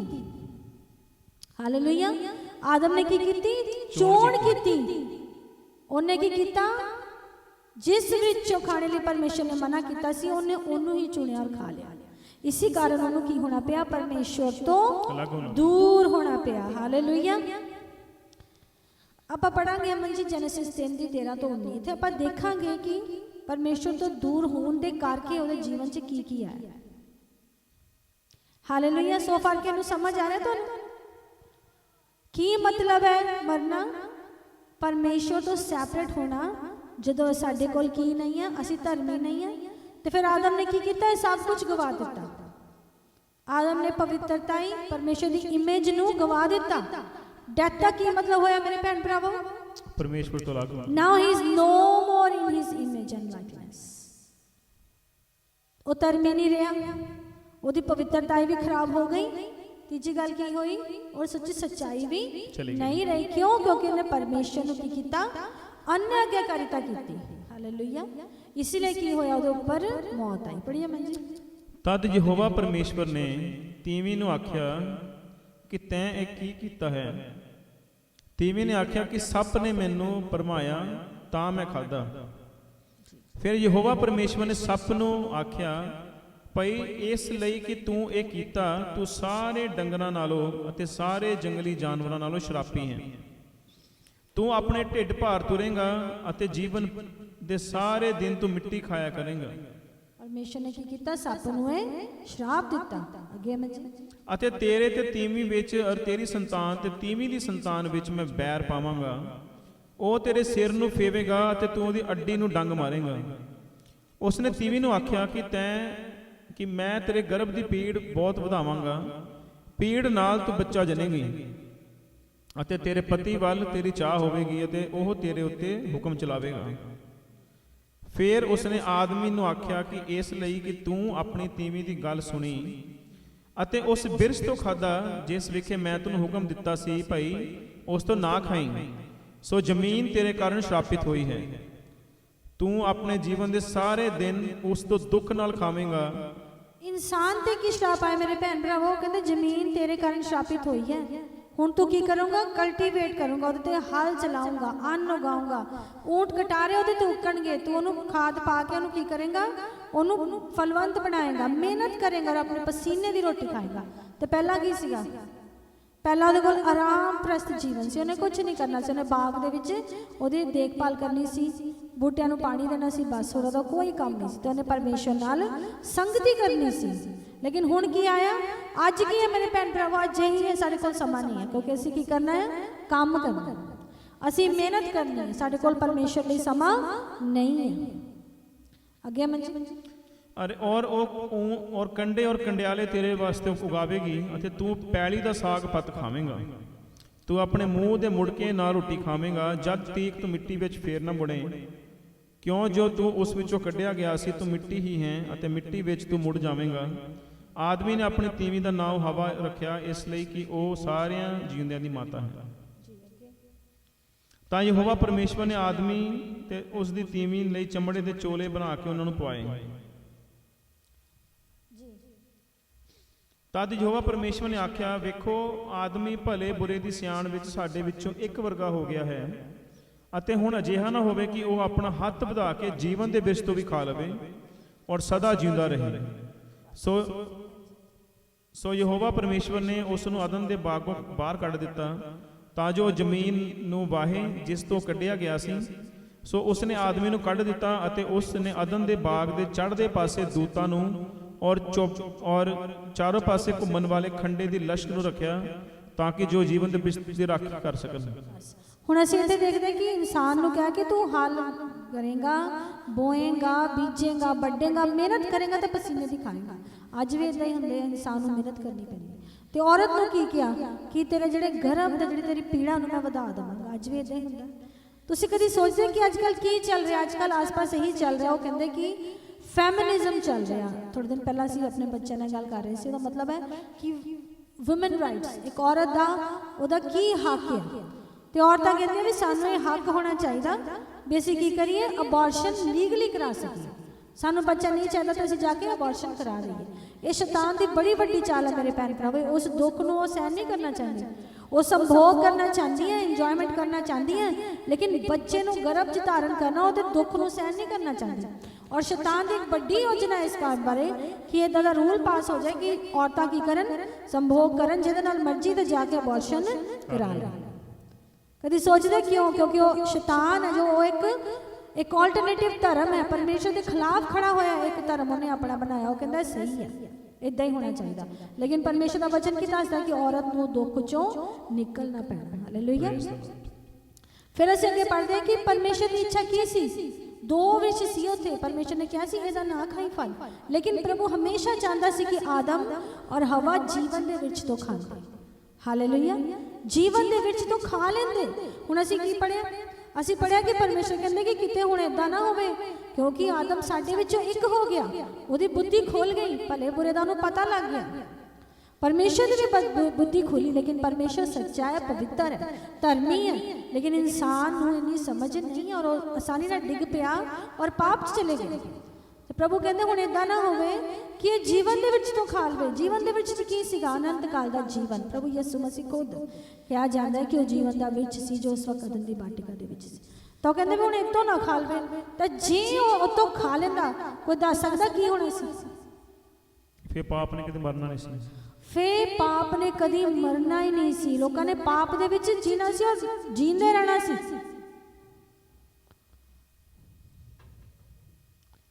पापियां ने जीवन पाप वधी जाना सी और उन्होंने मरना नहीं सी, ना ही उन्होंने परमेश्वर समझना सीगा और परमेश्वर जो क्रिएशन सी वो डिस्ट्रॉय होनी सी। हुण माँ बाप नूं कितना दुख लगता जो साडे बच्चे गलत रस्ते ते जाण, सानूं कितना दुख लगता है सानूं। ਤੇ ਉਹ ਇਦਾਂ ਹੀ ਪ੍ਰਭੂ ਨੇ ਕਿਹਾ ਕਿ ਕਿਤੇ ਹੁਣ ਇਹ ਨਾ ਖਾ ਲਵੇ, ਤੇ ਹੁਣ ਕੀ ਕਰੀਏ, ਇਹਨੂੰ ਆਪਾਂ ਉਹਦੇ ਚਾਰੋਂ ਤਰਫ ਅੱਗ ਦੀ ਬਾੜ ਲਾ ਲਈ। ਜਿੱਦਾਂ ਮੈਂ ਤੁਹਾਨੂੰ ਪਹਿਲਾਂ ਵੀ ਕਿਹਾ ਕਿ ਅਸੀਂ ਇਹ ਪੜ੍ਹ ਰਹੇ ਕਿ ਮਨੁੱਖ ਪੈਦਾ ਹੋਇਆ, ਕਿਉਂ ਹੋਇਆ। ਹੁਣ ਅਸੀਂ ਦੇਖਾਂਗੇ ਕਿ ਮੌਤ ਆ ਗਈ। ਮੌਤ ਦਾ ਮਤਲਬ ਕੀ ਹੈ ਮੇਰੇ ਭੈਣ ਭਰਾਵੋ, ਬੋਲੀਏ? ਪਰਮੇਸ਼ਵਰ ਤੋਂ ਸੈਪਰੇਸ਼ਨ, ਪਰਮੇਸ਼ਵਰ ਤੋਂ ਅਲੱਗ ਹੋ ਜਾਣਾ। ਕਿ ਤੁਸੀਂ ਸੋਚਦੇ ਆ ਅਸੀਂ ਇਸ ਦੁਨੀਆ ਤੇ ਕੀ ਕਰਦੇ ਪਏ ਹਾਂ? ਇੱਕ ਆਤਮਾ ਸਾਡੇ ਅੰਦਰ ਹੈ ਜੋ ਸਾਨੂੰ ਕਹਿੰਦੀ ਹੈ, ਜਿਹੜਾ ਪ੍ਰਭੂ ਯਿਸੂ ਮਸੀਹ ਨੂੰ ਕੋਈ ਨਹੀਂ ਵੀ ਮੰਨਦਾ ਨਾ, ਉਹਦੇ ਅੰਦਰ ਇੱਕ ਆਵਾਜ਼ ਜ਼ਰੂਰ ਆਉਂਦੀ ਹੈ ਕਿ ਆ ਅੱਛਾ ਹੈ ਤੇ ਇਹ ਬੁਰਾ ਹੈ, ਇਹਨੂੰ ਨਾ ਕਰ। ਜੇ ਉਹ ਕਦੀ ਬੁਰਾਈ ਕਰਨੀ ਚਾਹਵੇ, ਉਹਦੇ ਕੀ ਹੁੰਦਾ ਹੈ, ਉਹਦੇ ਦਿਲ 'ਚ ਆਵਾਜ਼ ਆਉਂਦੀ ਕਿ ਇਹ ਬੁਰਾ ਹੈ, ਇਹਨੂੰ ਨਾ ਕਰ। ਤੁਸੀਂ ਵੀ ਇਸ ਚੀਜ਼ ਨੂੰ ਐਕਸਪੀਰੀਅੰਸ ਕੀਤਾ ਹੋਣਾ ਜਦੋਂ ਤੁਸੀਂ ਮਸੀਹ 'ਚ ਨਹੀਂ ਸੀ। ਔਰ ਬਾਈਬਲ ਵੀ ਸਾਨੂੰ ਇਸ ਗੱਲ ਦੱਸਦੀ ਕਿ ਬਹੁਤ ਸਾਰੇ ਲੋਕ ਆ ਜੋ ਮਸੀਹ ਨੂੰ ਨਹੀਂ ਜਾਣਦੇ, ਲੇਕਿਨ ਉਹ ਅੱਛੇ ਆ। ਕਿਉਂ ਅੱਛੇ ਆ? ਕਿਉਂਕਿ ਇਨਸਾਨ ਦੇ ਅੰਦਰ ਕੀ ਹੈ? ਪਰਮੇਸ਼ਵਰ ਦੀ ਸਾਹ ਆ। ਹਾਲੇਲੂਇਆ। ਪਰਮੇਸ਼ਵਰ ਦੇ ਸਾਫ਼ ਹੋ ਕੇ ਗਏ ਆ। Praise the Lord. ਕਿਉਂਕਿ ਇਹ ਸਟੱਡੀ ਹੈ, ਪ੍ਰੀਚਿੰਗ ਨਹੀਂ ਹੈ, ਤੇ ਅਸੀਂ ਗੌਰ ਕਰਾਂਗੇ ਫਾਰਮੇਸ਼ਨ ਆਫ ਮੈਨ। ਇੱਕ ਬੰਦੇ ਜਿਹੜਾ ਬਣਿਆ ਆ, ਉਹ ਰਚਨਾ ਜਿਹੜੀ ਉਹ ਕੀਤੀ ਗਈ ਆ, ਉਹਦੇ 'ਚ ਕੀ ਕੀ ਆ। ਹਾਲੇਲੂਇਆ। ਆਪਾਂ ਚੱਲਾਂਗੇ ਅਮਨ ਜੀ ਪਹਿਲਾ ਥੈਸਲੋਨੀਆ 5 ਅਧਿਆਇ ਉਹਦੀ 23। ਅਤੇ ਸ਼ਾਂਤੀ ਦਾਤਾ ਪਰਮੇਸ਼ਵਰ, ਸ਼ਾਂਤੀ ਦਾਤਾ ਪਰਮੇਸ਼ਵਰ ਆਪੇ ਤੁਹਾਨੂੰ ਪੂਰੀ ਤਰ੍ਹਾਂ ਪਵਿੱਤਰ ਕਰੇ। ਆਪੇ ਹੀ ਤੁਹਾਨੂੰ ਪੂਰੀ ਤਰ੍ਹਾਂ ਪਵਿੱਤਰ ਕਰੇ। ਕਿਵੇਂ? ਔਰ ਤੁਹਾਡਾ ਆਤਮਾ, ਤੁਹਾਡਾ ਆਤਮਾ ਅਤੇ ਜੀਵ। ਹੁਣ ਦੇਖਿਓ ਦੱਸਦਾ ਪਿਆ ਐਕਚੁਅਲ ਕਿ ਤੁਸੀਂ ਸੰਪੂਰਨ ਜਿਹੜਾ ਮਨੁੱਖ ਆ ਉਹਦੇ 'ਚ ਕੀ ਕੀ ਆ? ਸਪਿਰਿਟ ਆਫ ਗॉड, ਆਤਮਾ ਅਤੇ ਜੀਵ, ਜੀਵ, ਪ੍ਰਾਣ, ਉਹਦੀ ਲਾਈਫ ਅਤੇ ਸਰੀਰ, ਅਤੇ ਸਰੀਰ, ਬੋਡੀ। ਸਾਡੇ ਪ੍ਰਭੂ ਯੀਸ਼ੂ ਮਸੀਹ ਦੇ ਆਉਣ ਦੇ ਵੇਲੇ ਤੱਕ ਜੀ ਦੋਸ਼ ਰਹਿਤ ਸੰਪੂਰਨ ਬਚਿਆ ਰਹੇ। ਦੋਸ਼ ਰਹਿਤ ਸੰਪੂਰਨ ਬਚਿਆ ਰਹੇ। ਹਾਲੇਲੂਇਆ। ਠੀਕ ਹੈ ਜੀ। ਅਸੀਂ ਕਿੱਦਾਂ ਬਣੇ ਆ? ਸਪਿਰਿਟ, ਬੋਡੀ ਤੇ soul. Body, spirit and soul. Hallelujah. ਇਹਨੂੰ ਹੁਣ ਆਪਾਂ ਸਮਝਾਂਗੇ। ਅਸੀਂ ਫੇਰ ਮੁੱਢਲੇ ਵਚਨਾਂ 'ਚ ਜਾਵਾਂਗੇ ਤਾਂ ਕਿ ਸਾਨੂੰ ਇਹ ਗੱਲ ਥੋੜੀ ਜਿਹੀ ਜ਼ਿਆਦਾ ਇਹ ਗੱਲ ਸਾਨੂੰ ਕਲੀਅਰ ਹੋ ਜਾਵੇ। ਠੀਕ ਹੈ ਜੀ। ਜੀ ਆਪਾਂ ਪੜਾਂਗੇ ਮਨ ਜੀ, ਆਪਾਂ ਚੱਲਾਂਗੇ ਸਭੋਪਦੇਸ਼ਕ। ਇਹ ਤੋਂ ਪਹਿਲਾਂ ਅਸੀਂ ਕੀ ਪੜਿਆ ਸੀ ਕਿ ਪਰਮੇਸ਼ਰ ਨੇ ਕਿੱਦਾਂ ਬਣਾਇਆ ਆਦਮ ਨੂੰ? ਮਿੱਟੀ ਦੇ ਨਾਲ। ਤੇ ਪਰਮੇਸ਼ਰ ਨੇ ਕੀ ਕੀਤਾ? ਉਹਦੇ ਵਿੱਚ ਕੀ ਕੀਤਾ? ਆਪਣੇ ਸਾਫ਼ ਹੋ ਕੇ ਆਪਣੀ ਸਪਿਰਿਟ। ਜਦੋਂ ਆਪਾਂ ਇੰਗਲਿਸ਼ 'ਚ ਪੜ੍ਹਦੇ ਹਾਂ ਉੱਥੇ ਲਿਖਿਆ ਕਿ ਉਹਨੇ ਆਪਣੀ ਸਪਿਰਿਟ ਨੂੰ, ਹੀ ਬਰੀਥ ਹਿਸ ਸਪਿਰਿਟ ਅਪਨ ਹਿਮ। ਉਹਨੇ ਆਪਣੀ ਰੂਹ ਜਿਹੜੀ ਸੀ ਪਰਮੇਸ਼ਰ ਨੇ ਆਦਮ ਦੇ ਵਿੱਚ ਪਾ ਦਿੱਤੀ, ਤੇ ਆਦਮ ਕੀ ਬਣ ਗਿਆ? ਪ੍ਰਾਣੀ ਬਣ ਗਿਆ। ਪ੍ਰਾਣੀ ਦਾ ਮਤਲਬ ਕੀ ਹੁੰਦਾ? ਜਿਹਦੇ ਵਿੱਚ ਲਾਈਫ ਹੋਵੇ। ਅ ਲਿਵਿੰਗ ਬੀਇੰਗ, ਅ ਲਿਵਿੰਗ ਥਿੰਗ। ਤੇ ਨॉन ਲਿਵਿੰਗ ਬੀਇੰਗ ਕੀ ਹੁੰਦਾ? ਜਿਹਦੇ 'ਚ ਲਾਈਫ ਨਹੀਂ ਹੈ। ਮਤਲਬ ਪਰਮੇਸ਼ਰ ਨੇ ਜਦੋਂ ਉਹਦੇ ਪਰ ਆਪਣਾ ਸਾਫ਼ ਹੋ ਕੇ ਆਪਣੀ ਰੂਹ ਨੂੰ ਉਹਦੇ ਅੰਦਰ ਪਾਇਆ ਇਨਸਾਨ ਦੇ ਅੰਦਰ, ਤੇ ਉਹ ਜੀਵਿਤ ਹੋ ਗਿਆ, ਉਹਦੇ ਅੰਦਰ ਜੀਵਨ ਆ ਗਿਆ, ਉਹ ਪ੍ਰਾਣੀ ਬਣ ਗਿਆ। ਹਾਲੇਲੂਇਆ। ਹੁਣ ਅਸੀਂ ਪੜਾਂਗੇ। ਹਾਂਜੀ। ਹੁਣ ਸਾਨੂੰ ਇਹ 3 ਗੱਲਾਂ ਪਤਾ ਲੱਗ ਗਈਆਂ ਕਿ ਬੰਦਾ ਮਿੱਟੀ ਤੋਂ ਬਣਿਆ, ਉਹਦਾ ਸਰੀਰ, ਤੇ ਉਹਦੇ ਅੰਦਰ ਸਾਹ ਕਿਹਦੀ ਆ? ਬੋਲੀਏ? ਪਰਮੇਸ਼ਵਰ ਦੀ। ਪਰਮੇਸ਼ਰ ਦੀ। ਦਾ ਯੋਬ ਦੇ ਖੱਚ ਲਿਖਿਆ, ਸਰਵ ਪਵਿੱਤਰ ਆਤਮਾ ਜੀ ਨੇ ਮੈਨੂੰ ਸਾਜਿਆ, ਤੇ ਅਤ ਮਹਾਨ ਪਰਮੇਸ਼ਰ ਨੇ ਮੇਰੇ ਅੰਦਰ ਕੀ ਕੀਤੇ ਆ? ਸਾਫ਼ ਹੋ ਕੇ। ਹਾਲੇਲੂਇਆ। ਹੁਣ ਅਸੀਂ ਜਿਹੜਾ ਟੌਪਿਕ ਦੇਖ ਲਿਆ, ਸਾਡੀ ਰਚਨਾ ਕਿੱਦਾਂ ਹੋਈ, ਸਾਡਾ ਜਨਮ ਕਿੱਦਾਂ। ਹੁਣ ਅਸੀਂ ਦੇਖਾਂਗੇ ਅਸੀਂ ਮਰਦੇ ਕਿੱਦਾਂ। ਹਾਲੇਲੂਇਆ। ਆਈਏ ਪੜਾਂਗੇ, ਆਪਾਂ ਚੱਲਾਂਗੇ ਸਭੋਪਦੇਸ਼ਕ 12 ਦੀ 7। ਅਤੇ ਖਾਕ ਮਿੱਟੀ ਨਾਲ ਪਹਿਲਾਂ ਵਾਂਗੂ ਜਾ ਰਲੇ ਜੀ, ਅਤੇ ਆਤਮਾ ਪਰਮੇਸ਼ਵਰ ਦੇ ਕੋਲ ਮੁੜ ਜਾਵੇ ਜਿਸ ਨੇ ਉਸ ਨੂੰ ਬਖਸ਼ਿਆ ਸੀ। ਮਤਲਬ ਅਸੀਂ ਇੱਥੇ ਇੱਕ ਡੈਥ ਦੀ ਪ੍ਰੋਸੈਸ ਪੜ੍ਹ ਰਹੇ ਹਾਂ। ਪਹਿਲੀ ਡੈਥ ਹੋਈ ਤੇ ਇਨਸਾਨ ਨੇ ਆਪਣਾ ਪਰਮੇਸ਼ਰ ਦਾ ਸਰੂਪ ਗਵਾ ਦਿੱਤਾ ਤੇ ਉਹ ਪਰਮੇਸ਼ਰ ਤੋਂ ਅਲੱਗ ਹੋ ਗਿਆ। ਹੁਣ ਜਿਹੜੀ ਦੂਸਰੀ ਡੈਥ ਵਿੱਚ ਅਸੀਂ ਪੜ੍ਹਦੇ ਪਏ ਹਾਂ ਕਿ ਜਦੋਂ ਇਨਸਾਨ ਦੀ ਸਰੀਰਕ ਮੌਤ ਹੁੰਦੀ ਆ ਤਾਂ ਫਿਰ ਕੀ ਹੁੰਦਾ ਹੈ? ਫਿਰ ਪੜਾਂਗੇ ਅਮਨ ਜੀ। ਅਤੇ ਖਾਕ ਮਿੱਟੀ ਨਾਲ ਪਹਿਲਾਂ ਵਾਂਗੂ ਜਾ ਰਲੇ ਜੀ, ਅਤੇ ਆਤਮਾ ਪਰਮੇਸ਼ਵਰ ਦੇ ਕੋਲ ਮੁੜ ਜਾਵੇ ਬਸ। ਹਾਂਜੀ। ਜਿਸ ਨੇ ਉਸ ਨੂੰ ਬਖਸ਼ਿਆ ਸੀ। ਕੀ ਹੁੰਦਾ ਮੇਰੇ ਭੈਣ ਭਰਾਵੋ? ਜਿਹੜਾ ਸਰੀਰ ਆ ਮਿੱਟੀ 'ਚ ਮਿਲ ਜਾਂਦਾ ਆ, ਤੇ ਜਿਹੜੀ ਸਾਡੀ ਰੂਹ ਆ ਕਿੱਥੇ ਚਲ ਜਾਂਦੀ ਆ? ਪਰਮੇਸ਼ਰ ਕੋਲੋਂ ਵਾਪਸ। ਹਾਲੇਲੂਇਆ। Praise the Lord. ਇਹ ਜੀਵਨ ਦਾ ਸੱਚ ਹੈ ਮੇਰੇ ਭੈਣ ਭਰਾਵੋ। ਇਹੀ ਮੇਰੇ ਨਾਲ ਹੋਣਾ ਹੈ, ਇਹੀ ਤੁਹਾਡੇ ਨਾਲ ਹੋਣਾ ਹੈ, ਇਹੀ ਸਭ ਨਾਲ ਹੁੰਦਾ ਹੈ। ਸਰੀਰ ਮਿੱਟੀ ਤੋਂ ਬਣਿਆ ਮਿੱਟੀ 'ਚ ਮਿਲ ਜਾਂਦਾ ਹੈ, ਤੇ ਆਤਮਾ ਜਿਹੜੀ ਉਹ ਕਿੱਥੇ ਚਲ ਜਾਂਦੀ ਹੈ? ਪਰਮੇਸ਼ਰ ਦੇ ਕੋਲ। ਇੱਕ ਹੋਰ ਆਪਾਂ ਆਇਤ ਪੜਾਂਗੇ ਆਪਾਂ ਚੱਲਾਂਗੇ ਉਤਪੱਤੀ 35 ਦੀ 18 ਤੋਂ 19। ਇੱਥੇ ਦੇਖਾਂਗੇ ਕਿ ਸਾਨੂੰ ਇਸ ਗੱਲ ਦੀ ਪੁਸ਼ਟੀ ਇੱਥੇ ਹੁੰਦੀ ਆ ਕਿ ਪ੍ਰਾਣ ਇਨਸਾਨ ਦਾ ਨਿਕਲਦਾ ਹੈ ਉਹਦੇ ਸਰੀਰ ਨੂੰ ਛੱਡ ਕੇ ਕਿੱਦਾਂ ਜਾਂਦਾ ਹੈ। ਪੜ੍ਹੀਏ ਮੈਂ। ਤਾਂ ਐਂ ਹੋਇਆ ਕਿ ਜਾਂ ਉਹਦੇ ਪ੍ਰਾਣ ਨਿਕਲਣ ਨੂੰ ਸਨ। ਇਹ ਯਾਕੂਬ ਦੀ ਪਤਨੀ ਦੀ ਗੱਲ ਕੀਤੀ ਜਾਂਦੀ ਹੈ। ਯਾਕੂਬ ਇੱਕ ਲੜਾਈ ਤੋਂ ਵਾਪਸ ਆਉਂਦਾ, ਉਸ ਤੋਂ ਬਾਅਦ ਜਦੋਂ ਆਪਣੀ ਵਾਈਫ ਨੂੰ ਆ ਕੇ ਦੇਖਦਾ ਹੈ ਤੇ ਉੱਥੇ ਇਹ ਹੁੰਦਾ। ਜੀ ਬੋਲੀਏ। ਉਤਪਤ 35 ਦੀ 18 ਤੋਂ 19। ਤਾਂ ਐਂ ਹੋਇਆ ਕਿ ਜਾਂ ਉਹਦੇ ਪ੍ਰਾਣ ਨਿਕਲਣ ਨੂੰ ਸਨ ਜੀ ਔਰ ਉਹ ਮਰਨ ਨੂੰ ਸੀ, ਤਾਂ ਉਸਨੇ ਉਹਦਾ ਨਾਮ ਬਨਓਨੀ ਰੱਖਿਆ। ਕਹਿੰਦੇ ਉਹਦੇ ਪ੍ਰਾਣ ਨਿਕਲਣੇ ਵਾਲੇ ਸੀ। ਮਤਲਬ ਇਦਾਂ ਹੁੰਦਾ, ਇੱਕ ਸਮਾਂ ਇਦਾਂ ਦਾ ਆਉਂਦਾ ਜਦੋਂ ਇਨਸਾਨ ਜੀਵਿਤ ਤੋਂ ਮਰ ਜਾਂਦਾ। ਜੀਵਿਤ ਤੋਂ ਕੀ ਹੋ ਜਾਂਦਾ ਹੈ? ਮ੍ਰਿਤਕ ਬਣ ਜਾਂਦਾ ਹੈ। ਲਿਵਿੰਗ ਬੀਇੰਗ ਤੋਂ ਨੌਨ ਲਿਵਿੰਗ ਬਣ ਜਾਂਦਾ ਹੈ। ਹੁਣ ਕੋਈ ਮੁਰਦਾ ਲਾਸ਼ ਪਈ ਹੋਵੇ, ਉਹਨੂੰ ਤੁਸੀਂ ਮਾਰੋ, ਵੱਢੋ, ਜਲਾਓ, ਜੋ ਮਰਜ਼ੀ ਕਰੋ, ਉਹ ਕੁਝ ਕਹੇਗੀ ਨਹੀਂ। ਲੇਕਿਨ 5 ਮਿੰਟ ਪਹਿਲਾਂ ਮਰਨੇ ਤੋਂ ਪਹਿਲਾਂ ਉਹ ਸਭ ਕੁਝ, ਜੇ ਉਸ ਵਕਤ ਉਹਨੂੰ ਮਾਰਿਆ ਜਾਂਦਾ, ਵੱਢਿਆ ਜਾਂਦਾ, ਕੁੱਟਿਆ ਜਾਂਦਾ, ਤੇ ਉਹ ਕਹਿੰਦੀ ਕੁਝ, ਉਹਨੇ ਚੀਕਾਂ ਮਾਰਨੀ ਸੀ। ਕਿਸੇ ਨੂੰ ਜੀਵਿਤ ਪ੍ਰਾਣੀ ਨੂੰ ਜਲਾਓ ਤੇ ਉਹ ਕੀ ਕਰੇਗਾ? ਚਿल्लाएगा। ਤੇ ਇਹਦਾ ਕੀ ਹੁੰਦਾ ਆ ਕਿ ਇਨਸਾਨ ਪਲ ਦੇ ਵਿੱਚ ਹੀ ਜਿੰਦੇ ਤੋਂ ਮਰ ਜਾਂਦਾ। ਇਹ ਹੁੰਦਾ ਮੇਰੇ ਭੈਣ ਭਰਾਵੋ ਕਿ ਉਹਦੇ ਪ੍ਰਾਣ ਉਹਦੇ ਵਿੱਚੋਂ ਨਿਕਲ ਜਾਂਦੇ ਹਨ। ਹਾਲੇਲੂਇਆ। ਪ੍ਰਾਣ ਨਿਕਲ ਜਾਂਦਾ। ਸਮਝ ਆ ਰਹੀ ਹੈ ਤੁਹਾਨੂੰ ਸਾਰੇ? ਮਿੱਟੀ, ਸਰੀਰ ਮਿੱਟੀ 'ਚ ਮਿਲ ਜਾਂਦਾ, ਪ੍ਰਾਣ ਨਿਕਲ ਗਏ, ਇਨਸਾਨ ਜੀਵਿਤ ਪ੍ਰਾਣੀ ਤੋਂ ਕੀ ਬਣ ਗਿਆ? ਮ੍ਰਿਤਕ ਪ੍ਰਾਣੀ। ਤੇ ਪਰਮੇਸ਼ਰ ਦੀ ਰੂਹ ਜਿਹੜੀ ਸਾਡੇ ਅੰਦਰ ਪਾਈ ਸੀ ਉਹ ਵਾਪਸ ਚਲੀ ਗਈ। ਹਾਲੇਲੂਇਆ। ਇਹ ਪ੍ਰੋਸੈਸ ਹੈ ਜੀ। ਅਸੀਂ ਕਿਉਂ ਬਣਾਏ ਗਏ ਆ, ਕਿੱਦਾਂ ਅਸੀਂ ਦੁਨੀਆ ਤੇ ਆਏ ਆ, ਔਰ ਅਸੀਂ ਹੁਣ ਕੀ ਕਰਨਾ ਹੈ, ਕਿੱਦਾਂ ਅਸੀਂ ਮਰ ਜਾਣਾ। ਮਤਲਬ ਇੱਕ ਸਮਾਂ ਸਾਨੂੰ ਦਿੱਤਾ ਜਾਂਦਾ ਇਸ ਦੁਨੀਆ ਤੇ ਰਹਿਣ ਲਈ। ਕਦੀ ਸੋਚਦੇ ਸਾਨੂੰ ਇਹ ਜੀਵਨ ਕਿਉਂ ਦਿੱਤਾ ਗਿਆ? ਆਪਾਂ ਚੱਲਾਂਗੇ ਪ੍ਰੇਰਿਤੋਂ ਕੇ ਕੰਮ 17 ਅਧਿਆਇ ਦੇ 26 ਤੇ 27 ਬਾਅਦ ਪੜਾਂਗੇ, ਜਿੱਥੇ ਸਾਨੂੰ ਗੱਲ ਸਪਸ਼ਟ ਹੁੰਦੀ ਹੈ ਕਿ ਪਰਮੇਸ਼ਰ ਨੇ ਸਾਨੂੰ ਜੀਵਨ, ਇੰਨਾ ਕੁ ਜੀਵਨ ਜਿਹੜਾ ਦਿੱਤਾ ਹੈ ਸਾਰਿਆਂ ਨੂੰ, ਉਹ ਕਿਉਂ ਦਿੱਤਾ ਹੈ। ਕਿਉਂ ਇਦਾਂ ਹੁੰਦਾ ਕਿ ਕੋਈ 60 ਸਾਲ ਬਾਅਦ, ਕੋਈ 70 ਸਾਲ ਬਾਅਦ, ਕੋਈ 80 ਸਾਲ ਬਾਅਦ ਇਨਸਾਨ ਦੇ ਪ੍ਰਾਣ ਨਿਕਲ ਜਾਂਦੇ ਆ ਤਾਂ ਉਹ ਇੱਕ ਜੀਵਿਤ ਪ੍ਰਾਣੀ ਤੋਂ ਮ੍ਰਿਤਕ ਪ੍ਰਾਣੀ ਬਣ ਜਾਂਦਾ। ਕਿਉਂ ਹੁੰਦਾ ਹੈ? ਕਿਉਂ ਇੱਕ ਲਿਮਿਟਡ ਸਮਾਂ ਸਾਨੂੰ ਦਿੱਤਾ ਜਾਂਦਾ? ਸਾਰਿਆਂ ਨੂੰ ਮਿਲ ਗਿਆ ਪ੍ਰੇਰਿਤੋਂ ਕੇ ਕੰਮ 17 ਅਧਿਆਇ 26 ਤੇ 27। ਰਸੂਲਾਂ ਦੇ ਕਰਤੱਵ 17 ਅਧਿਆਇ 26 ਐਨ 27। ਅਤੇ ਉਸਨੇ ਮਨੁੱਖਾਂ ਦੀ ਹਰੇਕ ਕੌਮ ਨੂੰ ਸਾਰੀ ਧਰਤੀ ਉੱਤੇ ਵਸਣ ਲਈ ਇੱਕ ਤੋਂ ਰਚਿਆ ਜੀ, ਅਤੇ ਉਹਨਾਂ ਦੇ ਥਾਪੇ ਹੋਏ ਸਮੇਂ ਅਤੇ ਰਹਿਣ ਦੀਆਂ ਹੱਦਾਂ ਠਹਿਰਾਤੀਆਂ। ਬਸ ਇੱਕ ਥਾਪਾ ਹੋਇਆ ਸਮਾਂ ਪਰਮੇਸ਼ਰ ਨੇ ਸਾਰਿਆਂ ਨੂੰ ਦਿੱਤਾ ਆ, ਇੱਕ ਲਿਮਿਟਡ ਸਮਾਂ, ਔਰ ਰਹਿਣ ਦੀਆਂ ਹੱਦਾਂ ਠਹਿਰਾ ਦਿੱਤੀਆਂ। ਮਤਲਬ ਹਰ ਇੱਕ ਇਨਸਾਨ ਨੂੰ ਅਲੱਗ-ਅਲੱਗ ਨੇਸ਼ਨ 'ਚ, ਅਲੱਗ-ਅਲੱਗ ਜਗ੍ਹਾ ਦੇ ਉੱਪਰ ਉਹਨੇ ਕੀ ਕੀਤਾ? ਪੈਦਾ ਕੀਤਾ। ਔਰ ਕਿਉਂ ਕੀਤਾ? ਅੱਗੇ ਪੜ੍ਹੀਏ। ਭਈ ਉਹ ਪਰਮੇਸ਼ਵਰ ਨੂੰ ਭਾਲਣ, ਭਈ ਕੀ ਜਾਣੀਏ ਉਸ ਨੂੰ ਟੋਲ ਕੇ ਲੱਭ ਲੈਣ, ਭਾਵੇਂ ਉਹ ਸਾਡੇ ਵਿੱਚੋਂ ਕਿਸੇ ਤੋਂ ਵੀ ਦੂਰ ਨਹੀਂ ਹੈ। ਹਾਲੇਲੂਇਆ। ਕੀ ਕਰਨਾ ਇਸ ਸਮੇਂ ਦੇ ਵਿੱਚ? ਪਰਮੇਸ਼ਵਰ ਨੂੰ ਲੱਭਣ। ਲੇਕਿਨ ਬਹੁਤ ਸਾਰੇ ਲੋਕਾਂ ਨੂੰ ਇਸ ਗੱਲ ਦਾ ਪਤਾ ਹੀ ਨਹੀਂ ਹੈ ਕਿ ਸਾਨੂੰ ਜੀਵਨ ਕਿਉਂ ਦਿੱਤਾ ਗਿਆ, ਕਿਉਂ ਪਰਮੇਸ਼ਵਰ ਸਾਨੂੰ ਇੱਕ ਲਿਮਿਟਡ ਸਮਾਂ ਦਿੰਦਾ। ਇਸ ਲਈ ਦਿੱਤਾ ਗਿਆ ਕਿ ਅਸੀਂ ਪਰਮੇਸ਼ਵਰ ਨੂੰ ਜਾਣੀਏ। ਲੇਕਿਨ ਅੱਜ ਕੋਈ ਖੁਦਾ ਨੂੰ ਲੱਭਣਾ ਨਹੀਂ ਚਾਹੁੰਦਾ। ਉਹ ਕੀ ਚਾਹੁੰਦੇ ਆ? ਅੱਜ ਤੁਸੀਂ ਦੇਖੋ, ਆਸਟ੍ਰੇਲੀਆ ਵਿੱਚ ਤੁਸੀਂ ਲੈ ਲਓ, ਸਾਨੂੰ ਇੱਥੇ ਜੀਣੇ ਲਈ ਕੀ ਕਰਨਾ ਪੈਂਦਾ? ਕਈ ਤਰ੍ਹਾਂ ਦੀ ਇੰਸ਼ੋਰੈਂਸ ਲੈਣੀ ਪੈਂਦੀ ਹੈ, ਲਾਇਬਿਲਿਟੀ। ਇਵਨ ਇੱਥੇ ਸਾਨੂੰ ਆ ਵਚਨ ਆਪਣਾ ਪਰ ਚਰਚ ਲਗਾਉਣ ਲਈ ਵੀ ਸਾਨੂੰ ਜਗ੍ਹਾ ਦੀ ਕੀ ਲੈਣੀ ਪਈ ਆ? ਇੰਸ਼ੋਰੈਂਸ। ਇੰਸ਼ੋਰੈਂਸ ਲੈਣੀ ਪੈਂਦੀ ਆ, ਘਰ ਦੀ ਇੰਸ਼ੋਰੈਂਸ ਲੈਣੀ ਪੈਂਦੀ, ਕਾਰਾਂ ਦੀ ਇੰਸ਼ੋਰੈਂਸ ਅਸੀਂ ਲੈਂਦੇ ਹਾਂ। ਜੇ ਸਾਡੇ ਪੇਰੈਂਟਸ ਆ ਜਾਂਦੇ ਉਹਨਾਂ ਦੀ ਇੰਸ਼ੋਰੈਂਸ ਅਸੀਂ ਲੈਂਦੇ ਹਾਂ।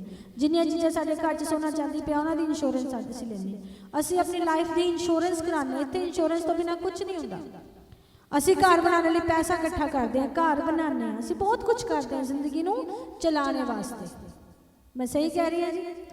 ਲੇਕਿਨ ਕੀ ਅਸੀਂ ਸੋਚਦੇ ਜਿਹੜਾ ਸਾਡਾ ਆਤਮਿਕ ਮਨੁੱਖ ਆ, ਜਦੋਂ ਉਹਨੇ ਦੁਨੀਆ ਛੱਡ ਕੇ ਜਾਣਾ ਆ, ਉਹਦੀ ਇੰਸ਼ੋਰੈਂਸ ਅਸੀਂ ਕਰਾਈ ਹੋਈ ਕਿ ਨਹੀਂ? ਉਹਦਾ ਕੀ ਬਣੂਗਾ? ਇਹ ਗੱਲ ਕੋਈ ਨਹੀਂ ਸਮਝਦਾ। ਅਸੀਂ ਹੁਣੇ ਪੜਿਆ ਕਿ ਇੱਕ ਦਿਨ ਐਸਾ ਆਣਾ ਜਦੋਂ ਸਾਡੀ ਰੂਹ ਨੇ, ਸਾਡੀ ਆਤਮਾ ਨੇ ਇੱਥੋਂ ਨਿਕਲ ਜਾਣਾ ਤੇ ਵਾਪਸ ਪਿਤਾ ਦੇ ਘਰ ਜਾਣਾ, ਤੇ ਉੱਥੇ ਕੀ ਹੋਣਾ? ਇਸ ਬਾਰੇ ਕਦੀ ਕੋਈ ਸੋਚਦਾ ਹੈ? ਇਹਦੀ ਕੋਈ ਤਿਆਰੀ ਕਰਦਾ? ਪਰ ਸਾਨੂੰ ਬਾਈਬਲ ਕਹਿੰਦੀ ਕਿ ਇਹਦੀ ਤਿਆਰੀ ਕਰੋ। ਹਾਲੇਲੂਇਆ। ਹੁਣੇ ਅਸੀਂ ਪੜਿਆ ਕਿ ਬਾਈਬਲ ਕਹਿੰਦੀ ਜਿਹੜਾ ਤੈਨੂੰ ਜੀਵਨ ਦਿੱਤਾ ਤੂੰ ਕੀ ਕਰ? ਸਾਡਾ ਕੰਮ ਕੀ ਹੈ? ਖੁਦਾ ਨੂੰ ਜਾਣਨਾ, रोज बाइबल पढ़नी, प्रार्थना करनी, प्रभु की संगति च रहना साडा यही काम है। हालेलुया। हुण असीं अगे चलांगे। असीं एक पड़ाव देखिया, इंसान दुनिया ते आया, कित्थों आया, परमेश्वर के घर जो आया दुनिया ते आ गया, ਉਹਨੂੰ एक श्राप मिलिया, लेकिन परमेश्वर ने ब्लैसिंग भी दी। हुण ਉਹਨੇ एक जीवन जीना, प्रभु ने कहा जीवन तो तू की कर, मेरे को आ। तुसीं जानदे कि प्रभु ने क्यों कहा मैनूं जाणो? असीं पढ़ांगे क्यों क्या परमेश्वर ने जाणो। आपां पढ़ांगे यिर्मयाह 29 अध्याय 11 पद। मैं ਤਾਂ ਆਪਣੀਆਂ ਸੋਚਾਂ ਨੂੰ ਜਿਹੜੀਆਂ ਤੁਹਾਡੇ ਵਿਖੇ ਸੋਚਦਾ ਹਾਂ ਜਾਣਦਾ ਹਾਂ। ਯਹੋਵਾ ਦਾ ਵਾਕ ਹੈ, ਸ਼ਾਂਤੀ ਦੀਆਂ ਸੋਚਾਂ, ਬੁਰਾਈ ਦੀਆਂ ਨਹੀਂ। ਭਾਈ ਮੈਂ ਤੁਹਾਨੂੰ ਛੇਕੜ ਨੂੰ ਆਸ ਦਵਾਵਾਂ। ਆਸ ਦਵਾਵਾਂ ਕਾਦੀ ਆਸ ਮੇਰੇ ਭੈਣ ਭਰਾਵੋ? ਪ੍ਰਭੂ ਕਹਿੰਦੇ ਮੇਰੇ ਕੋਲ ਕੀ ਹੈ ਤੁਹਾਡੇ ਵਾਸਤੇ? I have a plan for you. Plan not to destroy you but give you future and hope। English ਲਿਖਿਆ ਤੁਹਾਨੂੰ ਨਾਸ਼ ਨਹੀਂ ਕਰਨੇ ਦੀ ਪਲਾਨ ਨਹੀਂ ਹੈ। ਪ੍ਰਭੂ ਕਹਿੰਦੇ आदम ਨੂੰ, ਹਾਂਜੀ ਹਿੰਦੀ ਚ ਪੜ੍ਹੀਏ ਬੱਚੇ। क्योंकि यहोवा की यह वाणी है कि जो कल्पनाएं मैं तुम्हारे विषय में करता हूँ उन्हें मैं जानता हूँ, वे हानि की नहीं है वरन कुशल की ही हैं, और अंत में मैं तुम्हारी आशा पूरी करूँगा। जी प्रभु कहते मैं तुम्हारी आशा पूरी करूँगा। मैं मेरे को एक प्लान है तुम्हारे वास्ते। कोई दस सकता प्लान की है? परमेश्वर को क्यों है प्लान? क्योंकि परमेश्वर आदम जात को प्यार करता है। ਅਸੀਂ ਉਹਦੀ ਕੀ ਆ? ਰਚਨਾ। ਉਹਨੇ ਸਾਨੂੰ ਬਣਾਇਆ ਆਪਣੇ ਸਰੂਪ ਦੇ ਵਿੱਚ। ਬੇਸ਼ੱਕ ਸਾਨੂੰ ਉਹ ਤੋਂ ਅਲੱਗ ਹੋਣਾ ਪਿਆ, ਪਰ ਸਟਿਲ ਉਹ ਆਪਣੇ ਲੋਕਾਂ ਨੂੰ ਕੀ ਕਰਦਾ ਸੀਗਾ? ਪਿਆਰ ਕਰਦਾ। ਉਹ ਕਹਿੰਦਾ ਮੇਰੇ ਕੋਲ ਇੱਕ ਪਲਾਨ ਹੈ। ਕੀ ਪਲਾਨ? ਅੱਗੇ ਪੜਾਂਗੇ ਮੰਜੀ ਆਪਾਂ ਚੱਲਾਂਗੇ ਇਫਸੀਆਂ ਦਾ ਖੱਤ ਉਹਦਾ ਪਹਿਲਾ ਅਧਿਆਇ ਦੀ 4 ਬਾਰ। ਜਿਵੇਂ ਉਹਨੇ ਸਾਨੂੰ ਜਗਤ ਦੀ ਨੀਂਹ ਧਰਨ ਤੋਂ ਅੱਗੋਂ ਹੀ ਉਸ ਵਿੱਚ ਚੁਣ ਲਿਆ, ਭਾਈ ਅਸੀਂ ਉਹਦੇ ਸਨਮੁਖ ਪ੍ਰੇਮ ਦੇ ਵਿੱਚ ਪਵਿੱਤਰ ਅਤੇ ਨਿਰਮਲ ਹੋਈਏ। ਹਾਲੇਲੂਇਆ। ਕੀ ਪਲਾਨ ਸੀ ਪਰਮੇਸ਼ਰ ਦਾ? ਪ੍ਰਭੂ ਨੂੰ ਪਤਾ ਸੀ ਕਿ ਮੇਰੀ ਇਹ ਕ੍ਰੀਏਸ਼ਨ ਹੋ ਸਕਦਾ ਪਾਪ 'ਚ ਚਲੀ ਜਾਵੇ, ਹੋ ਸਕਦਾ ਇਹਨੂੰ ਮੈਨੂੰ ਆਪਣੇ ਤੋਂ ਸੈਪਰੇਟ ਕਰਨਾ ਪਵੇ। ਇਸ ਲਈ ਪਰਮੇਸ਼ਰ ਨੇ ਇਨਸਾਨ ਨੂੰ ਪਹਿਲਾਂ ਹੀ ਚੁਣ ਲਿਆ ਸੀਗਾ, ਜਗਤ ਦੀ ਕ੍ਰੀਏਸ਼ਨ ਤੋਂ ਪਹਿਲਾਂ ਹੀ ਚੁਣ ਲਿਆ ਸੀਗਾ, ਤਾਂ ਕਿ ਕੀ ਕਰੇ ਉਹ ਮੰਜੀ? ਨਿਰਦੋਸ਼ ਔਰ ਧਰਮੀ ਕਰਕੇ ਠਹਿਰਾਏ परमेश्वर ਦੇ ਅੱਗੇ ਤੁਹਾਨੂੰ। ਹਾਲੇਲੂਇਆ। ਤੁਹਾਨੂੰ ਸਮਝ ਆਉਂਦਾ ਤਾਂ ਜ਼ੋਰ ਨਾਲ ਬੋਲੀਏ ਹਾਲੇਲੂਇਆ। ਹਾਲੇਲੂਇਆ। ਇਹ ਪਰਮੇਸ਼ਰ ਦਾ ਪਲਾਨ ਸੀ ਸਾਡੇ ਲਈ ਮੇਰੀ ਭੈਣ ਭਰਾ। ਔਰ ਤੁਸੀਂ ਔਰ ਮੈਂ ਅਸੀਂ ਜਾਣਦੇ ਕਿ ਇਸ ਪਲਾਨ ਨੂੰ ਪ੍ਰਭੂ ਨੇ ਕਿੱਦਾਂ ਪੂਰਾ ਕੀਤਾ। ਕੋਈ ਦੱਸੇਗਾ ਕਿੱਦਾਂ ਪੂਰਾ ਕੀਤਾ ਪਰਮੇਸ਼ਰ ਨੇ ਇਸ ਪਲਾਨ ਨੂੰ? ਪ੍ਰਭੂ ਨੇ ਆਪਣੇ ਬੇਟੇ ਨੂੰ ਭੇਜਿਆ। ਹਾਲੇਲੂਇਆ। ਪ੍ਰਭੂ ਯਿਸੂ ਮਸੀਹ ਨੇ ਜਿਹੜੀ ਸਜ਼ਾ ਸਾਨੂੰ ਮਿਲਣੀ ਸੀ ਅਨਾਗਾਕਾਰੀਤਾ ਦੀ, ਜਿਹੜੇ ਪਾਪ ਅਸੀਂ ਕਰਦੇ ਆ ਕੀਤੇ ਆ ਔਰ ਸਮੇਂ 'ਚ ਵੀ ਅਸੀਂ ਕਰਾਂਗੇ, ਕਿਉਂਕਿ ਵਚਨ ਦੱਸਦਾ ਕਿ ਇਨਸਾਨ ਕੋਈ ਵੀ ਅੱਛਾ ਨਹੀਂ ਹੈ ਔਰ ਉਹ ਪਰਮੇਸ਼ਰ ਦੀ ਮਹਿਮਾ ਤੋਂ ਪਰੇ ਹੋ ਗਿਆ। प्रभु ने जिहड़ी सजा मैनू मिलनी सी तुहानू मिलनी सी, प्रभु ने की कीता सर? बोलो। प्रभु ने क्रूस ते अपने बेटे नू ही कुर्बान कर दिता। अपने बेटे नू क्यों? क्योंकि वह पवित्र सी, ओहदा लहू पवित्र सी, ओहदे लहू दे विच पाप नहीं सी। दाऊद राजा जदों आपां भजन संहिता 51 पढ़दे हां 51 दी 5वीं वर्स पढ़दे, उत्थे ओह कहंदा है कि मैं की कीता? मैं पाप च जम्मिया। वो कहना जो मैं जम्मिया मैं पाप च जम्मिया, मतलब साडे लहू च की है पाप। लेकिन यीशु मसीह दे लहू च पाप नहीं सी, वो परमेश्वर दे लहू उन्हां दे अंदर सीगा। जिद्दां असीं लूका दी इंजील 31-32 च पढ़दे कि परमेश्वर दा आत्मा मरियम दे आके ठहर गया और परमेश्वर दा बीज जिहड़ा सीगा उन्हां दे गर्भ दे विच पा दित्ता गया। इसीलिए क्योंकि यीशु मसीह पवित्र सीगे, उन्हां दे लहू दे नाल सानू की मिलिया? छुटकारा। ते जिहड़ी सज़ा सानू मिलनी सी वो प्रभु यीशु मसीह ने दुख भरी सज़ा अपने ऊपर ले ली, ताकि हुण जिहड़ा भी कोई विश्वास करेगा वो नाश नहीं होएगा बल्कि अनंत काल दा जीवन है। यह है परमेश्वर दा प्लान। हालेलुया। हुण असीं अगे चलांगे। बहुत इंटरस्टिंग हुण असीं पड़ाव च आ गए। हुण इंसान दी मौत तक असीं देख लिया, ओहदा प्राण निकल जांदे, शरीर मिट्टी च मिल जांदा ते रूह परमेश्वर को चल जांदी। लेकिन जिहड़ी रूह परमेश्वर को जल्दी आ, हुण इत्थे एक चर्चा है बहुत वड्डी। कोई दस सकता मैनू कि जो असीं मर जाने फिर की हुंदा? Yes you go to heaven. Okay yes your spirit. होर दसिए कोई की हुंदा जो असीं मर जाने? कोई दस सकदा? किन्ने कहंदे कि our spirit goes to heaven और हैवन?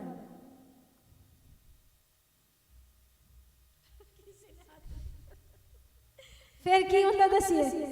जे असीं स्वर्ग नहीं जांदे फिर की हुंदा? बोली।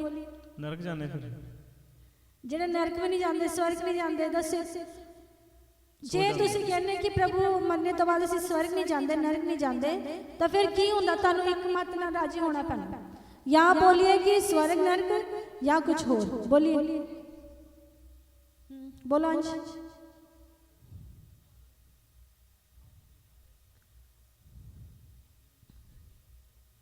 Yeah, you get buried and then very good. ਤੁਸੀਂ ਹੋਰ ਕੋਈ ਦੱਸੋ? ਸਵਰਗ ਚ ਹਾਂਜੀ ਲੇਖਾ ਜੋਖਾ ਹੋਣਾ। ਓਕੇ, ਕੋਈ ਕਹਿੰਦਾ ਕਿ ਵੀ ਰੈਸਟ ਇਨ ਪੀਸ, ਕੋਈ ਕਹਿੰਦਾ ਸਵਰਗ ਜਾਂਦੇ, ਕੋਈ ਕਹਿੰਦਾ ਸਾਡੇ ਤੇ ਜਜਮੈਂਟ ਆਉਂਦਾ। ਹੁਣ ਅਸੀਂ ਪੜਾਂਗੇ ਕਿ ਇਹਦਾ ਮਤਲਬ ਕੀ ਹੁੰਦਾ ਹੈ। ਬਾਈਬਲ ਸਾਨੂੰ ਦੱਸਦੀ ਕਿ ਜਦੋਂ ਕੋਈ ਇਨਸਾਨ ਸੋ ਜਾਂਦਾ ਹੈ, ਮਰ ਜਾਂਦਾ ਹੈ, ਤੇ ਉਹ ਸੋ ਜਾਂਦਾ ਹੈ। ਹਾਲੇਲੂਇਆ। ਜਦੋਂ ਕੋਈ ਇਨਸਾਨ ਮਰ ਜਾਂਦਾ ਹੈ, ਬੱਚਿਆਂ ਨੇ ਵੀ ਬਹੁਤ ਤੁਸੀਂ ਸੋਹਣਾ ਜਵਾਬ ਦਿੱਤਾ ਕਿ ਉਹ ਕੀ ਕਰਦਾ ਹੈ, ਉਹ ਸੋ ਜਾਂਦਾ ਹੈ। ਉਹਨੂੰ ਕੁਛ ਨਹੀਂ ਪਤਾ ਹੁੰਦਾ ਕਿ ਹੁਣ ਦੁਨੀਆ ਤੇ ਕੀ ਹੋ ਰਿਹਾ। ਲੇਕਿਨ ਇਹਦੇ ਅਗੇਂਸਟ ਚ ਇੱਕ ਕੰਟਰੀ ਇੱਕ ਚਰਚਾ ਚੱਲਦੀ ਹੈ। ਉਹ ਕਹਿੰਦੇ ਕਿ ਜੇ ਇਦਾਂ ਹੁੰਦਾ ਆ ਤੇ ਫਿਰ ਲੂਕਾ ਦੀ ਅੰਜੀਲ ਦੇ ਵਿੱਚ ਜਦੋਂ ਅਸੀਂ ਪੜ੍ਹਦੇ ਹਾਂ 16 ਅਧਿਆਇ ਦੇ ਵਿੱਚ ਗੌਰ ਕਰੀਏ ਤਾਂ ਉਹ ਕਹਿੰਦੇ ਲੂਕਾ ਦੀ ਅੰਜੀਲ ਜਦੋਂ ਅਸੀਂ ਪੜ੍ਹਦੇ ਹਾਂ, ਯਿਸੂ ਮਸੀਹ ਨੇ ਇੱਕ ਉਦਾਹਰਨ ਦਿੱਤਾ ਕਿ ਲਾਜ਼ਰ ਨੂੰ ਉਹਨੇ ਅਬਰਾਮ ਦੀ ਗੋਦ ਦੇ ਵਿੱਚ ਸਵਰਗ ਦੇ ਵਿੱਚ ਦੇਖਿਆ, ਤੇ ਉਹ ਜਿਹੜਾ ਦੂਜਾ ਧਨੀ ਮਨੁੱਖ ਸੀਗਾ ਉਹਨੂੰ ਕਿੱਥੇ ਦੇਖਿਆ, ਨਰਕ ਦੇ ਵਿੱਚ। ਤੇ ਧਨੀ ਮਨੁੱਖ ਕਹਿੰਦਾ ਕਿ ਮੈਨੂੰ ਇੱਕ ਵਾਰੀ ਜਾ ਅਬਰਾਹਮ ਨੂੰ ਲਾਜ਼ਰ ਨੂੰ ਕਹਿ ਕਿ ਉਹ ਕੀ ਕਰੇ, ਬੂੰਦ ਮੇਰੇ ਮੂੰਹ 'ਚ ਪਾ ਦੇ, ਮੇਰੇ ਮੂੰਹ ਦੇ ਵਿੱਚ ਇੱਕ ਪਾਣੀ ਦਾ ਤੁਪਕਾ ਆਪਣੀ ਉਂਗਲੀ ਦੇ ਨਾਲ ਪਾ ਦੇ। ਤੇ ਫਿਰ ਪਰਮੇਸ਼ਰ ਨੇ ਕੀ ਕਿਹਾ ਉਹਨੂੰ, ਕਹਿੰਦੇ ਕਿ ਇਹ ਪੋਸੀਬਲ ਨਹੀਂ ਹੈ। ਲੋਕੀ ਕਹਿੰਦੇ ਫਿਰ ਇਦਾਂ ਕਿਉਂ, ਕਿ ਤੁਹਾਡੇ ਦਿਲ 'ਚ ਸਵਾਲ ਆਉਂਦਾ ਹੈ ਵੀ ਜੇ ਨਰਕ ਸਵਰਗ 'ਚ ਨਹੀਂ ਜਾਂਦੇ ਤੇ ਫਿਰ ਆਹ ਕੀ ਸੀਗਾ, ਇਹ ਕੀ ਸੀਗਾ। ਮੈਂ ਇਸ ਗੱਲ ਤੇ ਬੜੀ ਗੌਰ ਕੀਤੀ ਔਰ ਅੱਗੇ ਚਰਚਾ ਜਦੋਂ ਮੈਂ ਇਹਦੀ ਪੜ੍ਹੀ, ਸਟੱਡੀ ਕੀਤੀ, ਤੇ ਮੈਨੂੰ ਇਸ ਗੱਲ ਦਾ ਪਤਾ ਲੱਗਾ ਕਿ ਜਦੋਂ ਵੀ ਕੋਈ ਇਨਸਾਨ ਮਰਦਾ ਹੈ ਉਹ ਸੋ ਜਾਂਦਾ ਹੈ, ਉਹ ਸਟ੍ਰੇਟ ਵੇ ਸਵਰਗ ਔਰ ਨਰਕ ਦੇ ਵਿੱਚ ਨਹੀਂ ਜਾਂਦਾ। ਔਰ ਮੈਂ ਅੱਗੇ ਐਕਸਪਲੇਨ ਕਰੂੰਗੀ ਕਿ ਕਿੱਦਾਂ ਹੁੰਦਾ, ਉਹ ਸੋ ਜਾਂਦਾ ਹੈ। ਤੇ ਜਿਹੜੀ ਉੱਥੇ ਗੱਲ ਕੀਤੀ ਗਈ ਹੈ ਉਹ ਪ੍ਰਭੂ ਯਿਸੂ ਮਸੀਹ ਇੱਕ ਪੈਰਾਬਲ ਸੁਣਾ ਰਹੇ ਸੀ। ਜਦੋਂ ਵੀ ਪ੍ਰਭੂ ਨੇ ਆਪਣੇ ਲੋਕਾਂ ਨਾਲ ਗੱਲ ਕੀਤੀ, ਪ੍ਰਭੂ ਨੇ ਕੀ ਕਹਾਵਤਾਂ ਦੇ ਵਿੱਚ ਗੱਲ ਕੀਤੀ। ਔਰ ਸਟੱਡੀ ਜਦੋਂ ਅਸੀਂ ਪੜ੍ਹਦੇ ਉਹ ਕਹਿੰਦੇ ਕਿ ਉਹ ਇੱਕ ਪ੍ਰਭੂ ਨੇ ਕਹਾਵਤ ਦੱਸੀ ਸੀਗੀ ਕਿ ਸਵਰਗ ਔਰ ਨਰਕ ਇੱਦਾਂ ਹੈ ਕਿ ਤੁਹਾਡੇ ਵਿੱਚ ਇੱਕ ਖਾਈ ਹੈ, ਇੱਕ ਸੈਪਰੇਸ਼ਨ। ਜਿੱਦਾਂ ਅਸੀਂ ਹੁਣੇ ਪੜ੍ਹਿਆ ਕਿ ਉਹ ਖਾਈ, ਉਹ ਜਿਹੜਾ ਅੰਤਰ ਆ ਉਹ ਕਦੀ ਵੀ ਹਟਣੇ ਵਾਲਾ ਨਹੀਂ ਹੈ। ਉਹ ਕਹਿੰਦੇ ਕਿ ਉਹ ਇੱਕ ਅੰਤਰ ਹੈ, ਸੈਪਰੇਸ਼ਨ ਫਰਮ ਗੋਡ ਹੈ। ਉਹ ਤੁਸੀਂ ਕਦੀ ਵੀ ਜਿਹੜਾ ਬੰਦਾ ਇੱਕ ਵਾਰ ਨਰਕ 'ਚ ਚਲ ਗਿਆ ਕਦੀ ਵੀ ਖੁਦਾ ਨੂੰ ਨਹੀਂ ਦੇਖੂਗਾ, ਨਾ ਉਹ ਖੁਦਾ ਨਾਲ ਸੰਗਤੀ ਕਰ ਸਕਦਾ, ਨਾ ਉਹ ਖੁਦਾ ਕੋ ਕੋਈ ਫੇਵਰ ਲੈ ਸਕਦਾ। ਉਹ ਨੇਰੇ 'ਚ ਜਾਏਗਾ ਕਿਉਂਕਿ ਖੁਦਾ ਰੋਸ਼ਨੀ ਹੈ। ਉੱਥੇ ਇਕੱਲਾਪਨ ਹੋਏਗਾ ਕਿਉਂਕਿ ਖੁਦਾ ਕੀ ਹੈ, ਜੋਏ ਹੈ। ਹਾਲੇਲੂਇਆ। ਆइए ਆਪਾਂ ਇਸ ਗੱਲ ਦੀ ਪੁਸ਼ਟੀ ਕਰਾਂਗੇ। ਕਿੱਥੇ ਲਿਖੀ ਹੈ ਗੱਲ, ਕੋਈ ਦੱਸ ਸਕਦਾ ਕਿੱਥੇ ਲਿਖੀ ਹੈ ਗੱਲ ਕਿ ਤੁਸੀਂ ਮਰਦੇ ਸੀ ਸੋ ਜਾਂਦੇ। ਆਪਾਂ ਪੜਾਂਗੇ ਪਹਿਲਾ ਥੈਸਲੋਨੀਅਨ 4 ਅਧਿਆਇ ਦੇ 16 ਤੇ 17 ਪਦ। ਮੇਰੇ ਭੈਣ ਭਰਾਵੋ, ਇਹ ਬੜੀਆਂ ਮੁੱਢਲੀਆਂ ਗੱਲਾਂ, ਲੇਕਿਨ ਬਹੁਤ ਵਾਰੀ ਸਾਨੂੰ ਇਹ ਪਤਾ ਨਹੀਂ ਹੁੰਦੀਆਂ ਔਰ ਅਸੀਂ ਬਹੁਤ ਵਾਰੀ ਇਹ ਗੱਲਾਂ ਨਾ ਜਾਣ ਕਰਕੇ ਅਸੀਂ ਫੈਸਲਾ ਨਹੀਂ ਕਰ ਪਾਉਂਦੇ। ਪਹਿਲਾ ਥੈਸਲੋਨੀਅਨ 4 ਅਧਿਆਇ ਦੇ 16 ਤੇ 17 ਪਦ। ਇਸ ਲਈ ਜੋ ਪ੍ਰਭੂ ਆਪ ਲਲਕਾਰੇ ਨਾਲ, ਮਹਾਦੂਤ ਦੀ ਆਵਾਜ਼ ਨਾਲ ਅਤੇ ਪਰਮੇਸ਼ਵਰ ਦੀ ਤੁਰਰੀ ਦੇ ਨਾਲ ਸਵਰਗ ਤੋਂ ਉਤਰੇਗਾ, ਅਤੇ ਜਿਹੜੇ ਮਸੀਹ ਵਿੱਚ ਹੋ ਕੇ ਮੋਏ ਹਨ ਉਹ ਪਹਿਲਾਂ ਜੀ ਉਠਣਗੇ। ਤਦ ਅਸੀਂ ਜਿਹੜੇ ਜਿਉਂਦੇ ਹਾਂ ਅਤੇ ਬਾਕੀ ਰਹਿੰਦੇ ਹਾਂ ਉਹਨਾਂ ਦੇ ਨਾਲ ਹੀ ਹਵਾ ਦੇ ਵਿੱਚ ਪ੍ਰਭੂ ਨੂੰ ਮਿਲਣ ਦੇ ਲਈ ਬੱਦਲਾਂ ਉੱਤੇ ਅਚਾਨਕ ਉਠਾਏ ਜਾਵਾਂਗੇ, ਅਤੇ ਇਸੇ ਤਰ੍ਹਾਂ ਅਸੀਂ ਸਦਾ ਪ੍ਰਭੂ ਦੇ ਸੰਗ ਰਹਾਂਗੇ। ਹਾਲੇਲੂਇਆ। ਇੱਥੇ ਇੱਕ ਸਾਨੂੰ ਪ੍ਰੋਸੈਸ ਦਿਖਾਈ ਗਈ ਹੈ, ਇੱਕ ਇਦਾਂ ਦੀ ਗੱਲ ਹੁੰਦੀ ਹੈ ਜਿਹੜੀ ਸਾਨੂੰ ਦੁਬਾਰਾ ਪਰਮੇਸ਼ਰ ਨਾਲ ਜੋੜਦੀ ਆ। ਸੁਣੀਏ ਅਗਰ ਧਿਆਨ ਦੇਈਏ ਤੇ ਉਹਨੇ ਪਹਿਲਾਂ ਕੀ ਕਿਹਾ ਕਿ ਜਿਹੜੇ ਪਹਿਲਾਂ ਮਸੀਹ 'ਚ ਸੁੱਤੇ ਆ ਉਹ ਉੱਠਣਗੇ। ਇਹ ਤੋਂ ਗੱਲ ਸਾਨੂੰ ਪਤਾ ਲੱਗਦੀ ਕਿ ਉਹ ਸਵਰਗ ਨਹੀਂ ਜਾਂਦੇ। ਜਿਹੜਾ ਵੀ ਕੋਈ ਮਸੀਹ 'ਚ ਸੋ ਜਾਂਦਾ ਆ, ਉਹ ਕਹਿੰਦੇ ਜਦੋਂ ਪ੍ਰਭੂ ਯਿਸੂ ਮਸੀਹ ਨੇ ਆਣਾ ਤੇ ਉਹ ਪਹਿਲਾਂ ਉੱਠਣਗੇ। ਹਾਲੇਲੂਇਆ। ਤੇ ਗੱਲ ਸਪਸ਼ਟ ਹੋ ਗਈ ਕਿ ਜਦੋਂ ਵੀ ਕੋਈ ਇਨਸਾਨ ਮਰਦਾ ਹੈ ਉਹ ਸੋ ਜਾਂਦਾ, ਸਵਰਗ ਨਰਕ ਨਹੀਂ ਜਾਂਦਾ। ਮਸੀਹ ਦੇ ਵਿੱਚ ਵੀ ਔਰ ਜੋ ਵੈਸੇ ਵੀ ਮਰਦਾ ਹੈ, ਕੋਈ ਵੀ ਇਨਸਾਨ ਹੈ, ਚਾਹੇ ਮਸੀਹ 'ਚ ਹੈ ਚਾਹੇ ਮਸੀਹ 'ਚ ਨਹੀਂ ਹੈ, ਪ੍ਰਭੂ ਦਾ ਕਲਾਮ ਸਾਨੂੰ ਦੱਸਦਾ ਹੈ ਕਿ ਦੇ ਰੈਸਟ ਇਨ ਪੀਸ। ਹਾਲੇਲੂਇਆ। ਹੁਣ ਅਸੀਂ ਦੂਜੀ ਗੱਲ ਇੱਕ ਵਾਰ ਗੌਰ ਕਰਾਂਗੇ। ਬੜੀ ਇੰਟਰਸਟਿੰਗ ਗੱਲ ਆ, ਮੈਨੂੰ ਬਹੁਤ ਇੰਟਰਸਟਿੰਗ ਇਹ ਗੱਲ ਲੱਗੀ। ਦੂਜੀ ਗੱਲ ਇਹ ਹੈ ਕਿ ਕਿਉਂ ਇਨਸਾਨ ਮਰਨੇ ਤੋਂ ਬਾਅਦ ਸਵਰਗ ਨਰਕ ਨਹੀਂ ਜਾਂਦਾ। ਬਹੁਤ ਸਾਰੇ ਲੋਕ ਕਹਿੰਦੇ ਕਿ ਉਹ ਸਵਰਗ ਨਰਕ ਜਾ ਸਕਦਾ, ਪਰ ਉਹ ਨਹੀਂ ਜਾ ਸਕਦਾ। ਤੁਹਾਨੂੰ ਪਤਾ ਕਿਉਂ ਨਹੀਂ ਜਾ ਸਕਦਾ? ਕਿਉਂਕਿ ਇਨਸਾਨ ਦੇ ਵਿੱਚ ਇੰਨੀ ਸ਼ਮਤਾ ਹੀ ਨਹੀਂ। ਕਈ ਲੋਕ ਕਹਿੰਦੇ ਕਿ ਜਿਹੜੀ ਉਹਦੇ ਅੰਦਰ ਸਪਿਰਿਟ ਹੁੰਦੀ ਆ ਉਹ ਅਨੰਤ ਕਾਲ ਦਾ ਪਰਮੇਸ਼ਰ ਦੀ ਜੋ ਇਟਰਨਲ ਸਪਿਰਿਟ ਹੁੰਦੀ ਆ, ਇਮੋਰਟਲ ਹੁੰਦੇ ਆ ਉਹ ਇਨਸਾਨ। ਇਮੋਰਟਲ ਦਾ ਮਤਲਬ ਕਿ ਕਦੀ ਨਹੀਂ ਮਰਦਾ। ਤੇ ਉਹ ਕਹਿੰਦੇ ਕਿ ਇਸ ਕਰਕੇ ਇਨਸਾਨ ਮਰਦਾ ਤੇ ਹੈ ਨਹੀਂਗਾ, ਤੇ ਉਹ ਕੀ ਕਰਦਾ, ਤਾਂ ਸਰੀਰ ਰੂਹ ਛੱਡ ਕੇ ਟਰੈਵਲ ਕਰਦਾ ਅੱਗੇ ਸਵਰਗ ਨਰਕ ਲਈ। ਲੇਕਿਨ ਖੁਦਾ ਦੇ ਕਲਾਮ 'ਚ ਅਸੀਂ ਹੁਣੇ ਪੜ੍ਹਿਆ ਕਿ ਰੂਹ ਵਾਪਸ ਖੁਦਾ ਦੇ ਘਰ ਚਲੀ ਜਾਂਦੀ ਹੈ ਤੇ ਇਨਸਾਨ ਦੀ ਸਟੋਰੀ ਖਤਮ ਹੋ ਜਾਂਦੀ ਹੈ। ਕਦੇ ਤੁਸੀਂ ਇਸ ਗੱਲ ਵੱਲ ਗੌਰ ਦੇ ਕੀਤਾ? ਇਨਸਾਨ ਦੀ ਸਟੋਰੀ ਖਤਮ।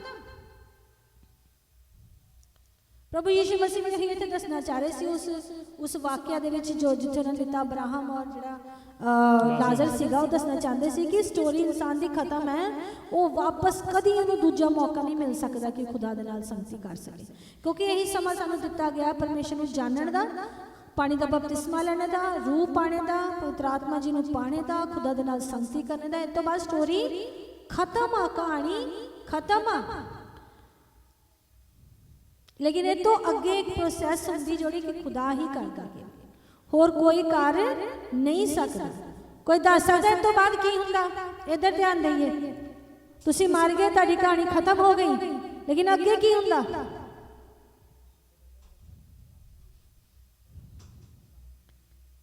Praise the Lord. ਹੁਣ ਗੱਲ ਇੱਥੇ ਬਣਦੀ, ਫਿਰ ਇੱਕ ਸਵਾਲ ਪੈਦਾ ਹੁੰਦਾ ਕਿ ਜਿਹੜੇ ਮਸੀਹ ਲੋਕ ਆ ਉਹ ਸਵਰਗ 'ਚ ਕਿੱਦਾਂ ਜਾਊਗਾ? ਹਾਲੇਲੂਇਆ। ਕਿਉਂਕਿ ਇਹ ਇੱਕ ਪ੍ਰੋਸੈਸ ਆ। ਇੱਥੇ ਹੀ ਸਾਨੂੰ ਪਰਮੇਸ਼ਰ ਦੀ ਕੁਦਰਤ ਦਾ ਪਤਾ ਲੱਗਦਾ, ਉਹਦੀ ਸ਼ਕਤੀ ਔਰ ਬਲ ਦਾ ਪਤਾ ਲੱਗਦਾ। ਆਪਾਂ ਪੜਾਂਗੇ ਯੋਹਨਾ ਦੀ ਅੰਜੀਲ 11 ਦੇ 25 ਬਾਬ।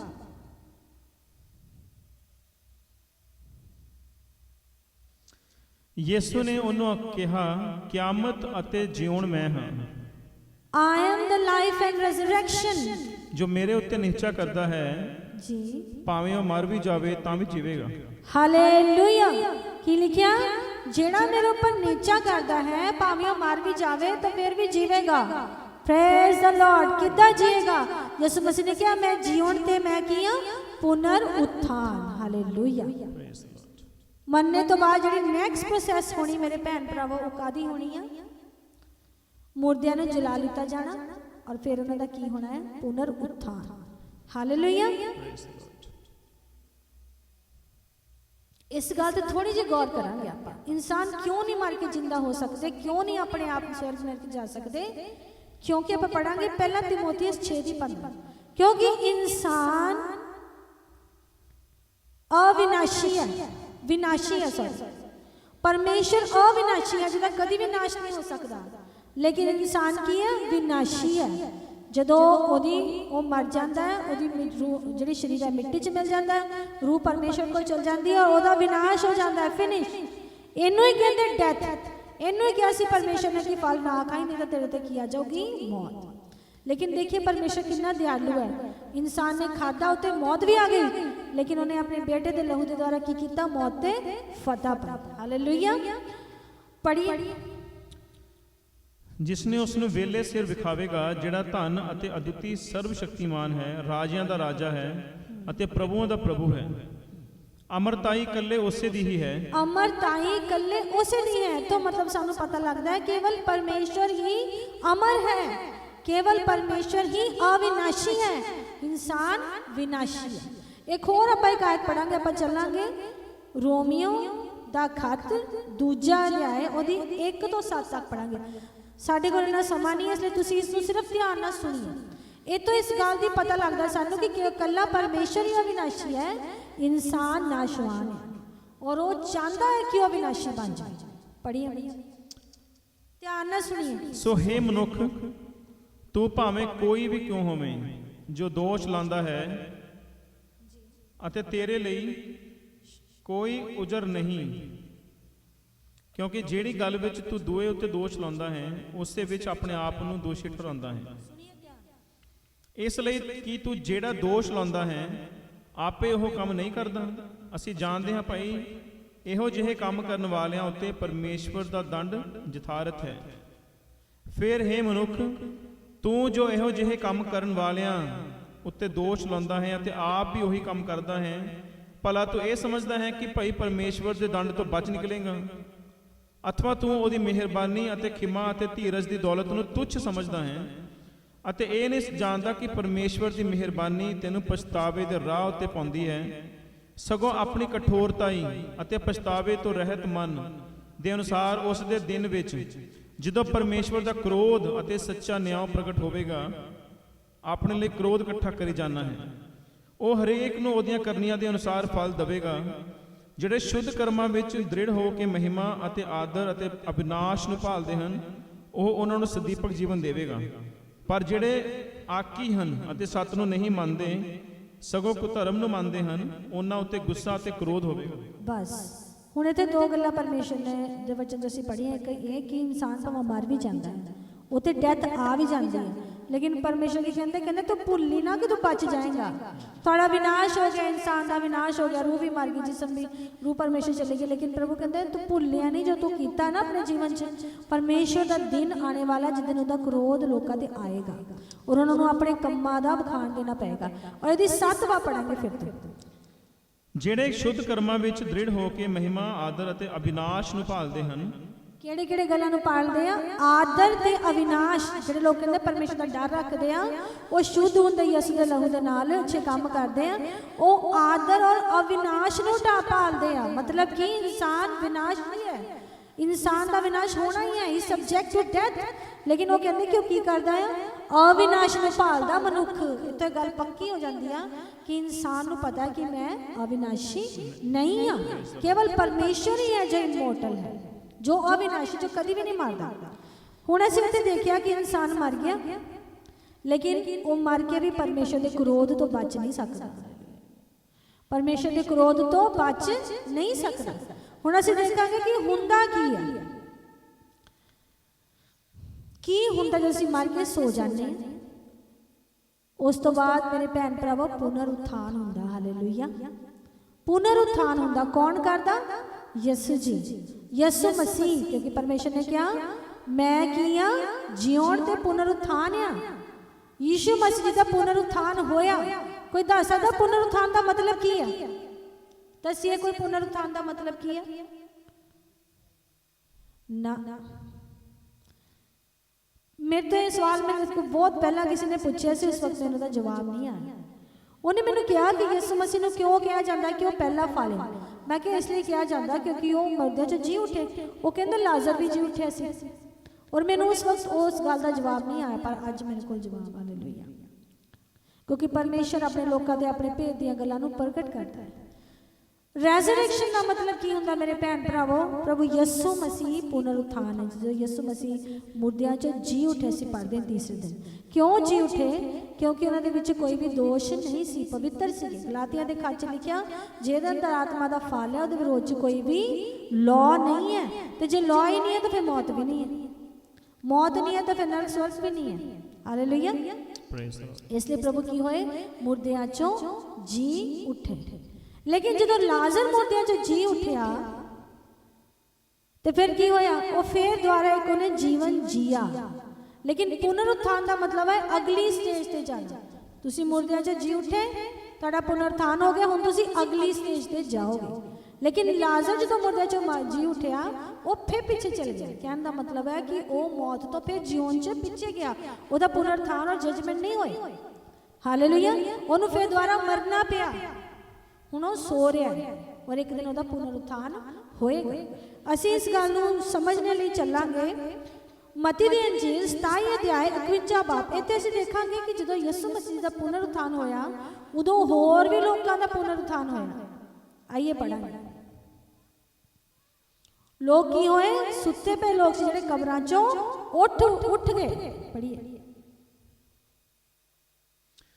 ਔਰ ਵੇਖੋ ਹੈਕਲ ਦਾ ਪਰਦਾ ਉੱਪਰੋਂ ਲੈ ਕੇ ਹੇਠਾਂ ਤਾਈਂ ਪਾਟ ਗਿਆ ਤੇ 2 ਹਿੱਸੇ ਹੋ ਗਿਆ, ਅਤੇ ਧਰਤੀ ਕੰਬੀ ਅਤੇ ਪੱਥਰ ਤਿੜਕ ਗਏ ਅਤੇ ਕਬਰਾਂ ਖੁੱਲ ਗਈਆਂ। ਕਬਰਾਂ ਖੁੱਲ ਗਈਆਂ। ਹੁਣ ਜਦੋਂ ਕਬਰਾਂ ਖੁੱਲੀਆਂ ਤੇ ਉਹ ਕਿੱਥੋਂ ਵਾਪਸ ਆਏ? ਜਿਹੜੇ ਲੋਕ ਸੀਗੇ ਉਹ ਦਿਖਾਈ ਦਿੱਤੇ, ਉਹ ਕਿੱਥੋਂ ਵਾਪਸ ਆਏ? ਮੰਜੀ ਕਬਰਾਂ 'ਚੋਂ। ਲੇਕਿਨ ਇੱਥੇ ਇਹ ਥੋੜੀ ਲਿਖਿਆ ਕਿ ਉਹ ਸਵਰਗ ਜਾਂ ਨਰਕ 'ਚੋਂ ਵਾਪਸ ਆਏ। ਹਾਲੇਲੂਇਆ। ਇਸ ਗੱਲ ਦੀ ਪੁਸ਼ਟੀ ਹੁੰਦੀ ਜਦੋਂ ਕੋਈ ਇਨਸਾਨ ਮਰਦਾ ਉਹ ਸੋ ਜਾਂਦਾ। ਫਿਰ ਪੜੀਏ ਮੰਜੀ। ਅਤੇ ਕਬਰਾਂ ਖੁੱਲ ਗਈਆਂ ਔਰ ਸੁੱਤੇ ਹੋਏ ਸੰਤਾਂ ਦੀਆਂ ਬਥੇਰੀਆਂ ਲੋਥਾਂ ਉਠਾਈਆਂ ਗਈਆਂ। ਉਹਨਾਂ ਦਾ ਪੁਨਰ ਉਥਾਨ ਹੋਇਆ। ਅੱਗੇ ਪੜੀਏ ਮੰਜੀ। ਔਰ ਉਹਦੇ ਜੀ ਉੱਠਣ ਦੇ ਪਿੱਛੋਂ ਉਹ ਕਬਰਾਂ ਵਿੱਚੋਂ ਨਿਕਲ ਕੇ ਪਵਿੱਤਰ ਸ਼ਹਿਰ ਦੇ ਅੰਦਰ ਚਲੇ ਗਏ ਅਤੇ ਬਹੁਤਿਆਂ ਨੂੰ ਵਿਖਾਈ ਦਿੱਤੇ। ਲੋਕਾਂ ਨੇ ਦੇਖਿਆ ਉਹਨਾਂ ਦੇ ਪੁਨਰੁਥਾਨ ਹੋਏ ਸ਼ਰੀਰਾਂ ਨੂੰ। ਅੱਗੇ ਅਮਨ ਜੀ। ਸੂਬੇਦਾਰ ਔਰ ਜਿਹੜੇ ਉਹਦੇ ਨਾਲ ਯਿਸੂ ਦੀ ਰਾਖੀ ਕਰਦੇ ਸਨ ਭੁਚਾਲ ਅਤੇ ਸਾਰੀ ਵਾਰਤਾ ਵੇਖ ਕੇ ਬੜੇ ਡਰੇ ਅਤੇ ਬੋਲੇ, ਇਹ ਸੱਚਮੁੱਚ ਪਰਮੇਸ਼ਵਰ ਦਾ ਪੁੱਤਰ ਸੀ। ਸੋਚੀਏ ਜਰਾ, ਭੁਚਾਲ ਆ ਗਿਆ, ਕਬਰਾਂ ਖੁੱਲ ਗਈਆਂ, ਲੋਕ ਜਿੰਦਾ ਹੋ ਗਏ। ਇਹ ਹੈ ਪੁਨਰੁਥਾਨ। ਲੇਕਿਨ ਉਹ ਲੋਕ ਜਿੰਦਾ ਹੋ ਕੇ ਦੁਆਰਾ ਫਿਰ ਜੀਵਨ ਚ ਨਹੀਂ ਗਏ, ਉਠਾ ਲਿੱਤੇ ਗਏ ਪਰਮੇਸ਼ਵਰ ਦੇ ਨਾਲ। यही फर्क है, दोबारा जीवन पाना। बहुत सारे लोग जो मुर्दे जिंदा हो जाते हैं, कोई वड्डी गल नहीं है, लेकिन वो फिर मरते, उन्होंने फिर मरना पैंदा और फिर वो पुनरुत्थान उन्होंने फिर होना। हालेलुया। देखांगे गल कित्थे लिखी है। आप चलांगे पढ़ांगे पहला कुरिन्थियां 15 अध्याय दी 50 ਤੋਂ 58 पढ़ांगे। ਹੁਣ हे ਭਰਾਵੋ, ਮੈਂ ਇਹ ਆਖਦਾ ਹਾਂ, ਜੋ ਮਾਸ ਅਤੇ ਲਹੂ ਪਰਮੇਸ਼ਵਰ ਦੇ ਰਾਜ ਦੇ ਅਧਿਕਾਰੀ ਨਹੀਂ ਹੋ ਸਕਦੇ। ਕਹਿੰਦੇ ਮਾਸ ਤੇ ਲਹੂ ਮਤਲਬ ਕਿ ਇਨਸਾਨ ਨੂੰ ਮਰਨਾ ਹੀ ਪੈਣਾ ਜੇ ਉਹਨੇ ਖੁਦਾ ਦੇ ਘਰ ਜਾਣਾ। ਨਾ ਵਿਨਾਸ਼ ਅਵਿਨਾਸ਼ ਦਾ ਅਧਿਕਾਰੀ ਹੁੰਦਾ ਹੈ। विनाश कौन है? इंसान। अविनाश कौन है? परमेश्वर। कहते स्वर्ग ਦੇ ਰਾਜ ਦਾ ਅਧਿਕਾਰੀ ਨਹੀਂ ਹੋ ਸਕਦਾ ਜਦ ਤੱਕ ਇਨਸਾਨ ਮਰੇ ਨਹੀਂ। ਵੇਖੋ, ਮੈਂ ਤੁਹਾਨੂੰ ਇੱਕ ਭੇਤ ਦੱਸਦਾ ਹਾਂ। ਕਹਿੰਦੇ ਮੈਂ ਇੱਕ ਭੇਤ ਦੀ ਗੱਲ ਤੁਹਾਨੂੰ ਦੱਸਦਾ ਹਾਂ। ਜੋ ਅਸੀਂ ਸਭੇ ਨਹੀਂ ਸੋਵਾਂਗੇ ਜੀ, ਪਰ ਸਭੇ ਛਿਣ ਭਰ ਵਿੱਚ ਅੱਖ ਦੀ ਚਮਕ ਵਿੱਚ ਜੀ ਤੁਰੀਆਂ ਫੂਕੀਆਂ ਸਾਰ ਹੋਰ ਦੇ ਹੋਰ ਹੋ ਜਾਵਾਂਗੇ। ਹਾਲੇਲੂਇਆ। ਤੁਰੀ ਫੂਕੀ ਜਾਵੇਗੀ ਅਤੇ ਮੁਰਦੇ ਅਵਿਨਾਸ਼ੀ ਹੋ ਕੇ ਜੀ ਉਠਣਗੇ ਅਤੇ ਅਸੀਂ ਹੋਰ ਦੇ ਹੋਰ ਹੋ ਜਾਵਾਂਗੇ। ਜੀ, ਕਿਉਂ ਜੋ ਜ਼ਰੂਰ ਹੈ ਕਿ ਨਾਸ਼ਵਾਨ ਅਵਿਨਾਸ਼ ਨੂੰ ਪਹਿਨ ਲਵੇ ਜੀ ਅਤੇ ਇਹ ਮਰਨਹਾਰ ਅਮਰਤਾ ਨੂੰ ਪਹਿਨ ਲਵੇ। ਜੀ ਪਰ ਜਾਂ ਇਹ ਨਾਸ਼ਵਾਨ ਅਵਿਨਾਸ਼ ਨੂੰ ਅਤੇ ਮਰਨਹਾਰ ਅਮਰਤਾ ਨੂੰ ਪਾ ਚੁੱਕੇਗਾ, ਜੀ ਤਦ ਉਹ ਗੱਲ ਜਿਹੜੀ ਲਿਖੀ ਹੋਈ ਹੈ ਪੂਰੀ ਹੋ ਜਾਵੇਗੀ, ਮੌਤ ਫਤਿਹ ਦੀ ਬੁਰਕੀ ਹੋ ਗਈ। ਬਸ ਇੱਥੇ ਇੱਕ ਇਵੈਂਟ ਆ ਦੱਸ ਰਿਹਾ। ਇੱਥੇ ਕੀ ਹੋ ਰਿਹਾ ਹੈ?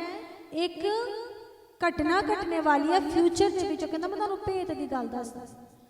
ਸਭ ਲੋਕ ਸੋ ਜਾਂਦੇ ਆ, ਹੁਣ ਉਹ ਭੇਤ ਦੀ ਗੱਲ ਕੀ ਆ?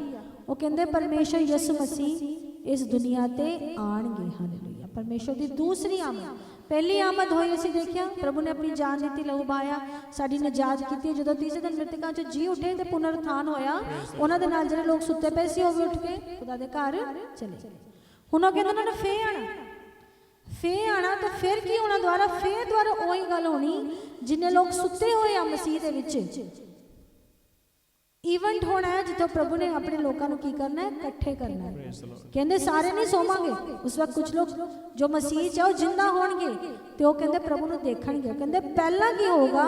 ਜਿਹੜੇ ਮੁਰਦੇ ਸੋ ਗਏ ਆ ਉਹ ਉੱਠ ਜਾਣਗੇ ਤੇ ਬਦਲਾ ਤੇ ਚੱਕ ਲਿੱਤੇ ਜਾਣਗੇ। ਕਬਰਾਂ ਖੋਲ ਜਾਣਗੀਆਂ ਤੇ ਬਦਲਾ ਤੇ ਚੱਕ ਲਿੱਤੇ ਜਾਣਗੇ।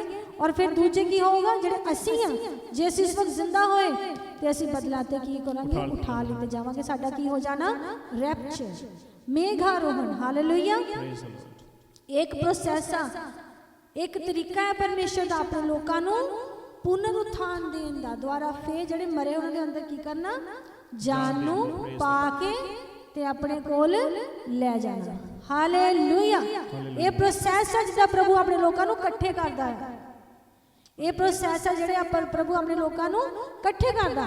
ਹੁਣ ਦੂਜੀ ਗੱਲ ਇਹ ਕਿ ਜਿਹੜੇ ਤਾਂ ਮਸੀਹ ਆ ਉਹ ਤਾਂ ਚਲੇ ਗਏ, ਤਾਂ ਜਿਹੜੇ ਗੈਰ ਮਸੀਹ ਉਹਨਾਂ ਦਾ ਕੀ ਹੋਊਗਾ? ਪੜਾਂਗੇ ਆਪਾਂ ਯਹੂਨਾ ਦੀ ਅੰਜੀਲ 5 ਅਧਿਆਇ ਉਹਦੀ 28 ਬਾਈ।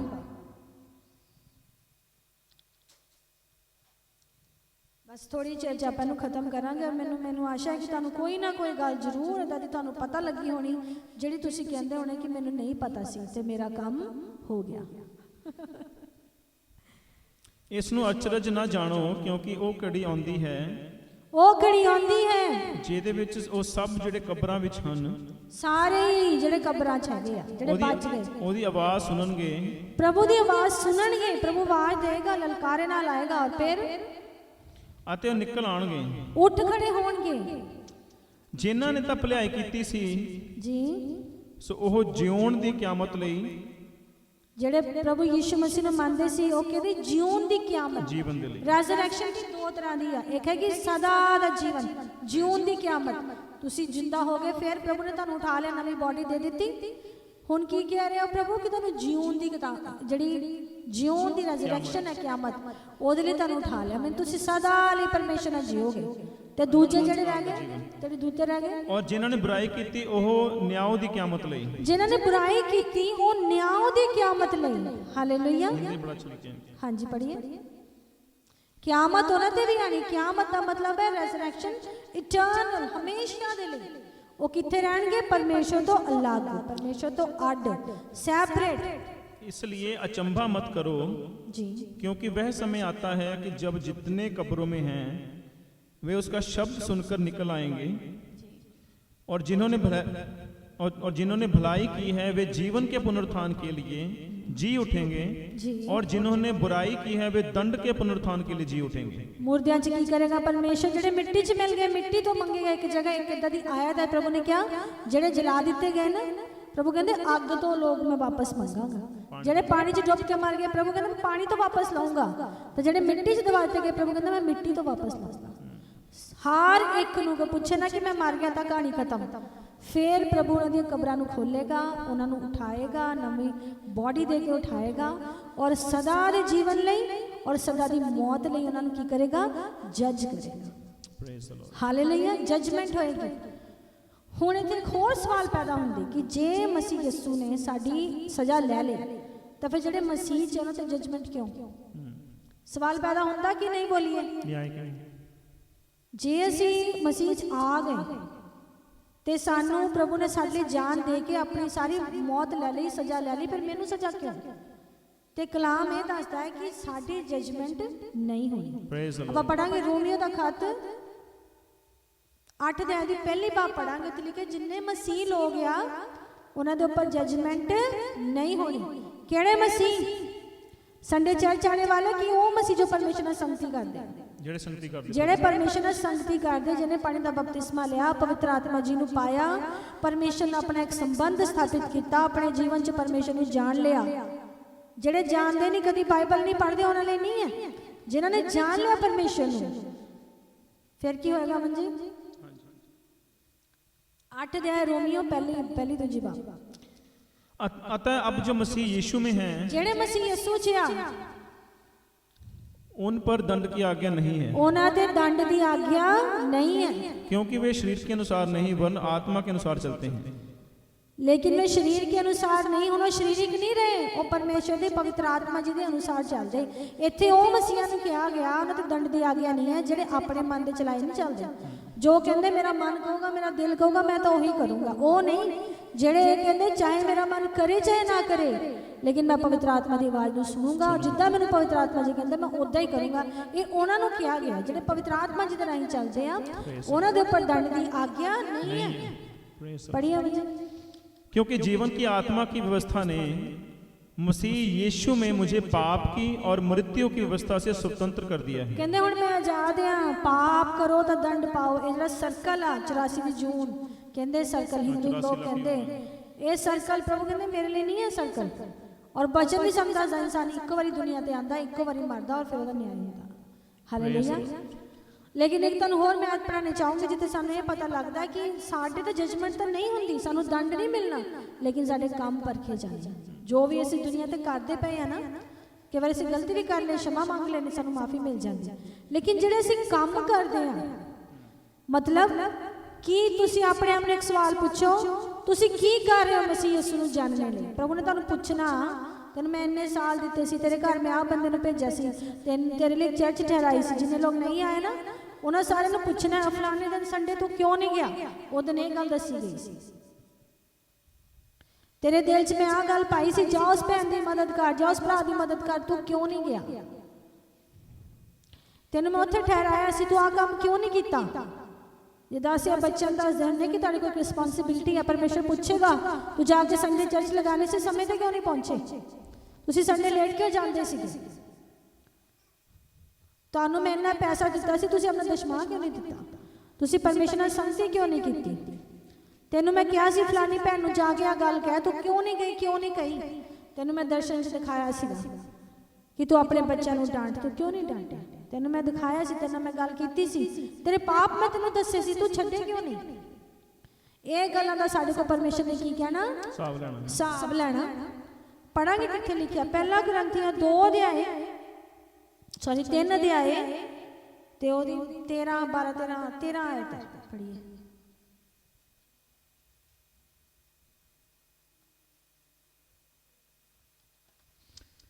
ਤਾਂ ਹਰੇਕ ਦਾ ਕੰਮ ਪ੍ਰਗਟ ਹੋਵੇਗਾ ਜੀ, ਕਿਉਂ ਜੋ ਉਸ ਦਿਨ ਉਸ ਨੂੰ ਉਘਾੜ ਦੇਵੇਗਾ, ਇਸ ਲਈ ਕਿ ਜੋ ਸੁਣੀਏ ਧਿਆਨ। ਇਸ ਲਈ ਕਿ ਜੋ ਉਹ ਅੱਗ ਨਾਲ ਪ੍ਰਕਾਸ਼ ਹੁੰਦਾ ਹੈ ਅਤੇ ਅੱਗ ਆਪੇ ਹਰੇਕ ਦਾ ਕੰਮ ਪਰਖ ਲਵੇਗੀ।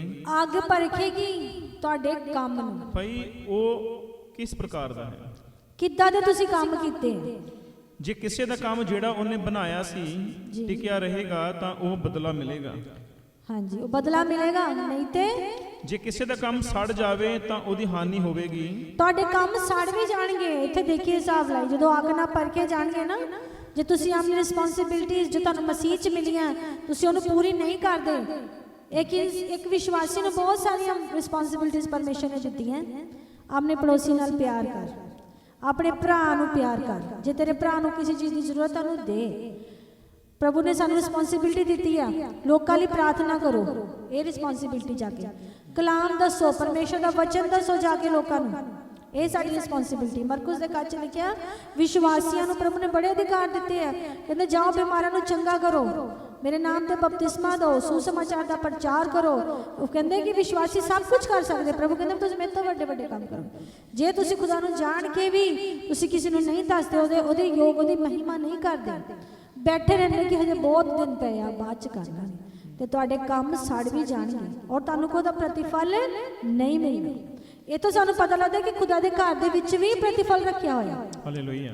ਔਰ ਜਦੋਂ ਅਸੀਂ ਅੱਗੇ ਪੜ੍ਹਦੇ ਹਾਂ ਉੱਥੇ ਲਿਖਿਆ ਕਿ ਤੁਹਾਨੂੰ ਸ਼ਰਮਿੰਦਗੀ ਵੀ ਹੋਊਗੀ ਜਦੋਂ ਤੁਹਾਨੂੰ ਲੋਕਾਂ ਸਾਹਮਣੇ, ਤੁਹਾਡੇ ਭੈਣ ਭਰਾਵਾਂ ਸਾਹਮਣੇ, ਤੁਹਾਡੀ ਸੁਸਾਇਟੀ ਸਾਹਮਣੇ ਕਹਿਣਗੇ ਵੀ ਤੂੰ ਅੱਛਾ ਕੰਮ ਨਹੀਂ ਕੀਤਾ, ਕਹਿੰਦੇ ਤੁਸੀਂ ਸ਼ਰਮਿੰਦਾ ਹੋਵੋਗੇ।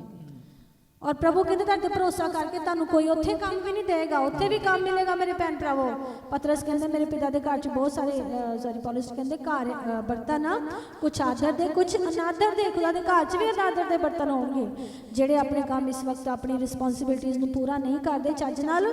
ਪ੍ਰਭੂ ਉਹਨਾਂ ਨੂੰ ਪੁੱਛੇਗਾ ਔਰ ਉਹਨਾਂ ਨੂੰ ਕੀ ਕੀਤਾ ਜਾਏਗਾ, ਤੂੰ ਇਸ ਕੰਮ, ਹੁਣ ਮੈਂ ਤੈਨੂੰ ਆ ਡੈਜ਼ਿਗਨੇਸ਼ਨ, ਤੈਨੂੰ ਆ ਅਹੁਦਾ ਨਹੀਂ ਦੇਣਾ, ਪਹਿਲਾਂ ਤੇਰੇ ਲਈ ਅਹੁਦਾ ਠਹਿਰਾਇਆ ਸੀ, ਹੁਣ ਇਹ ਨਹੀਂ ਤੈਨੂੰ ਦੇਣਾ। ਤੁਸੀਂ ਪੀਸ ਚਾਹੋਗੇ ਲੇਕਿਨ ਖੁਦਾ ਤੁਹਾਡੇ ਤੇ ਭਰੋਸਾ ਨਹੀਂ ਕਰੇਗਾ, ਤੁਹਾਨੂੰ ਕੰਮ ਨਹੀਂ ਦੇਗਾ, ਕਿਉਂਕਿ ਉੱਥੇ ਨਹੀਂ ਕੀਤਾ ਤਾਂ ਇੱਥੇ ਕੀ ਕਰਨਾ। ਲਿਖਿਆ ਕਿ ਜੇ ਕਿਸੇ ਦਾ ਕੰਮ ਸੜ ਜਾਵੇ ਤਾਂ ਉਹਦੀ ਹਾਨੀ ਹੋ ਜਾਵੇਗੀ, ਪਰੰਤੂ ਉਹ ਆਪ ਬਚ ਜਾਵੇਗਾ। ਤੁਹਾਡੀ ਰੂਹ ਬਚ ਜਾਏਗੀ, ਤੁਸੀਂ ਸਵਰਗ ਚਲੇ ਜਾਓਗੇ ਲੇਕਿਨ ਖੁਦਾ ਤੁਹਾਡੇ ਤੇ ਭਰੋਸਾ ਨਹੀਂ ਕਰੇਗਾ। ਹਾਲੇਲੂਇਆ। ਮੈਂ ਵਿਸ਼ਵਾਸ ਕਰਦੀ ਕਿ ਅੱਜ ਬਹੁਤ ਸਾਰੀਆਂ ਗੱਲਾਂ ਦਾ ਸਾਨੂੰ ਪਤਾ ਲੱਗਾ ਹੋਏਗਾ ਔਰ ਪ੍ਰਭੂ ਜੀ ਤੁਹਾਨੂੰ ਸਾਰਿਆਂ ਨੂੰ ਇਸ ਵਚਨ ਲਈ ਸੁਣਨੇ ਲਈ, ਉਸੇ ਨੇ ਪੇਸ਼ੈਂਟਲੀ ਬੈਠ ਕੇ ਸੁਣਿਆ, ਤੁਹਾਨੂੰ ਵੱਡੀ ਆਸ਼ੀਸ਼ ਦੀ ਦੁਆ ਕਰਾਂਗੇ। ਮੈਂ ਜਿਸ ਵਚਨ ਵਾਸਤੇ ਧੰਨਵਾਦ ਖੁਦਾਵੰਦ ਜੀ, ਮੈਂ ਤੁਹਾਡਾ ਸ਼ੁਕਰ ਕਰਦਾ ਖੁਦਾਵੰਦ, ਤੁਹਾਡਾ ਧੰਨਵਾਦ ਕਰਦਾ ਤੁਸੀਂ ਆਪਣੀ ਬੇਟੀ ਨੂੰ ਅੱਜ ਇਸਤੇਮਾਲ ਕੀਤਾ। ਪ੍ਰਭੂ ਜੀ ਤੁਹਾਡਾ ਧੰਨਵਾਦ ਕਰਦੇ ਹਾਂ ਇਸ ਪਾਕ ਵਚਨ ਲਈ ਮੇਰੇ ਪਿਤਾ ਪਰਮੇਸ਼ਵਰ ਜੀ, ਔਰ ਦੁਆ ਕਰਦਾ ਪ੍ਰਭੂ ਜੀ ਕਿ ਅਸੀਂ ਇਸ ਗੱਲ ਨੂੰ ਹਮੇਸ਼ਾ ਜਾਣ ਕੇ ਰੱਖੀਏ ਕਿ ਖੁਦਾ ਨੇ ਆਪਣੇ ਲੋਕਾਂ ਵਾਸਤੇ ਇੱਕ ਦਿਨ ਠਹਿਰਾਇਆ ਪ੍ਰਭੂ ਜੀ। ਔਰ ਤੁਹਾਡਾ ਧੰਨਵਾਦ ਕਰਦੇ ਕਿ ਸਾਨੂੰ ਤੁਹਾਡੇ ਵਿੱਚ ਆਸ਼ਾ ਹੈ ਮੇਰੇ ਪਿਤਾ ਪਰਮੇਸ਼ਵਰ ਜੀ, ਕਿਉਂਕਿ ਤੁਸੀਂ ਆਪਣੇ ਲੋਕਾਂ ਨੂੰ ਹਮੇਸ਼ਾ ਬਚਾਉਂਦੇ ਆ ਪ੍ਰਭੂ ਜੀ। ਤੁਹਾਡਾ ਧੰਨਵਾਦ ਕਰਦੇ ਹਾਂ ਕਿ ਤੁਸੀਂ ਸਾਨੂੰ ਪਾਪ ਦੀ ਔਰ ਇਹ ਜਿਹੜੀ ਵਿਵਸਥਾ ਦੀ ਗੱਲਾਂ 'ਚ ਸਾਨੂੰ ਤੁਸੀਂ ਕੱਢ ਕੇ ਪ੍ਰਭੂ ਤੁਸੀਂ ਸਾਨੂੰ ਵਿਸ਼ਵਾਸ ਵਿੱਚ ਲੈ ਕੇ ਗਏ ਔਰ ਪ੍ਰਭੂ ਯਿਸੂ ਮਸੀਹ ਦੇ ਲਹੂ ਦੁਆਰਾ ਸਾਨੂੰ ਤੁਸੀਂ ਸਭ ਨੂੰ ਬਚਾ ਲਿਆ ਮੇਰੇ ਪਿਤਾ ਜੀ। ਅਸੀਂ ਆਪਣੇ ਜੀਵਨਾਂ ਨੂੰ ਪ੍ਰਭੂ ਤੁਹਾਡੇ ਸਾਹਮਣੇ ਰੱਖਦੇ ਖੁਦਾਵੰਦ ਜੀ। ਜੇ ਸਾਡੇ ਵਿੱਚ ਕੋਈ ਅੱਛੀ ਗੱਲ ਨਹੀਂ ਹੈ ਤੇ ਪ੍ਰਭੂ ਤੁਸੀਂ ਉਹਨੂੰ ਸਾਡੇ ਜੀਵਨ 'ਚ ਦੂਰ ਕਰ ਦਿਓ ਖੁਦਾਵੰਦ ਜੀ, ਔਰ ਸਾਨੂੰ ਸਮਝ ਬੁੱਧੀ ਦਿਓ ਮਤੀ ਦੇ ਅਨੁਸਾਰ। ਸਾਡੇ ਵਿੱਚ ਬਹੁਤ ਜ਼ਿਆਦਾ ਬੁੱਧੀ ਦੀ ਕਮੀ ਹੈ ਖੁਦਾਵੰਦ ਜੀ। ਅਸੀਂ ਤੁਹਾਡੇ ਕੋਲ ਬੁੱਧੀ ਮੰਗਦੇ ਹਾਂ। ਮੈਂ ਆਪਣੇ ਕਲੀਸਿਆ ਲਈ ਤੁਹਾਡੇ ਕੋਲ ਬੁੱਧੀ ਮੰਗਦਾ ਪ੍ਰਭੂ ਜੀ ਕਿ ਸਾਨੂੰ ਸਾਰਿਆਂ ਨੂੰ ਤੁਸੀਂ ਸਮਝਦਾਰ ਵਾਲਾ ਆਤਮਾ ਦਿਓ, ਸਮਝ ਦਾ ਆਤਮਾ ਦਿਓ, ਤਾਂ ਕਿ ਅਸੀਂ ਖੁਦਾਵੰਦ ਅੱਗੇ ਤੋਂ ਆਪਣੀ ਚਾਲ ਸਹੀ ਰੱਖੀਏ ਮੇਰੇ ਪਿਤਾ ਪਰਮੇਸ਼ਵਰ ਜੀ। ਤੁਹਾਡਾ ਧੰਨਵਾਦ ਕਰਦੇ ਹੋਏ ਮੈਂ ਸ਼ੁਕਰ ਕਰਦਾ ਇਸ ਪਾਕ ਵਚਨ ਵਾਸਤੇ ਪ੍ਰਭੂ ਜੀ, ਔਰ ਧੰਨਵਾਦ ਕਰਦਾ ਔਰ ਮੰਗਦਾ ਕਿ ਤੁਸੀਂ ਸਾਨੂੰ 100 ਗੁਣਾ ਬਰਕਤ ਦਿਓ ਇਸ ਵਚਨ ਦੇ ਉੱਪਰ ਪ੍ਰਭੂ ਜੀ। ਅਸੀਂ ਇਹਨੂੰ ਹਮੇਸ਼ਾ ਯਾਦ ਰੱਖੀਏ ਕਿ ਖੁਦਾਵੰਦ ਸੱਚ ਆ ਔਰ ਉਹਦੇ ਵਿੱਚ ਕੋਈ ਵੀ ਝੂਠ ਜਾਂ ਕੋਈ ਵੀ ਬੁਰੀ ਗੱਲ ਉੱਤੇ ਪ੍ਰਵੇਸ਼ ਨਹੀਂ ਕਰ ਸਕਦੀ। ਤੁਹਾਡਾ ਧੰਨਵਾਦ ਕਰਦੇ ਹਾਂ, ਤੁਹਾਡਾ ਸ਼ੁਕਰ ਕਰਦੇ ਹਾਂ ਔਰ ਇਸ ਛੋਟੀ ਜਿਹੀ ਦੁਆ ਨੂੰ ਪ੍ਰਭੂ ਯਿਸੂ ਮਸੀਹ ਦੇ ਪਾਕ ਨਾਮ 'ਚ ਮੰਗਦੇ ਹਾਂ, ਆਮੀਨ। ਆਈਏ ਅਸੀਂ ਪ੍ਰਭੂ ਦਾ ਗੀਤ ਗਾਵਾਂਗੇ। ਆਈਏ ਆਪਾਂ ਖੜੇ ਹੋ ਜਾਵਾਂਗੇ।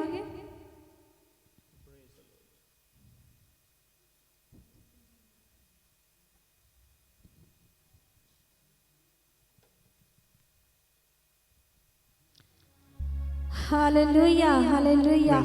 ਮੇਰੇ ਭੈਣ ਭਰਾਵੋ, ਅਜੇ ਸਾਡੇ ਕੋਲ ਸਮਾਂ ਆ।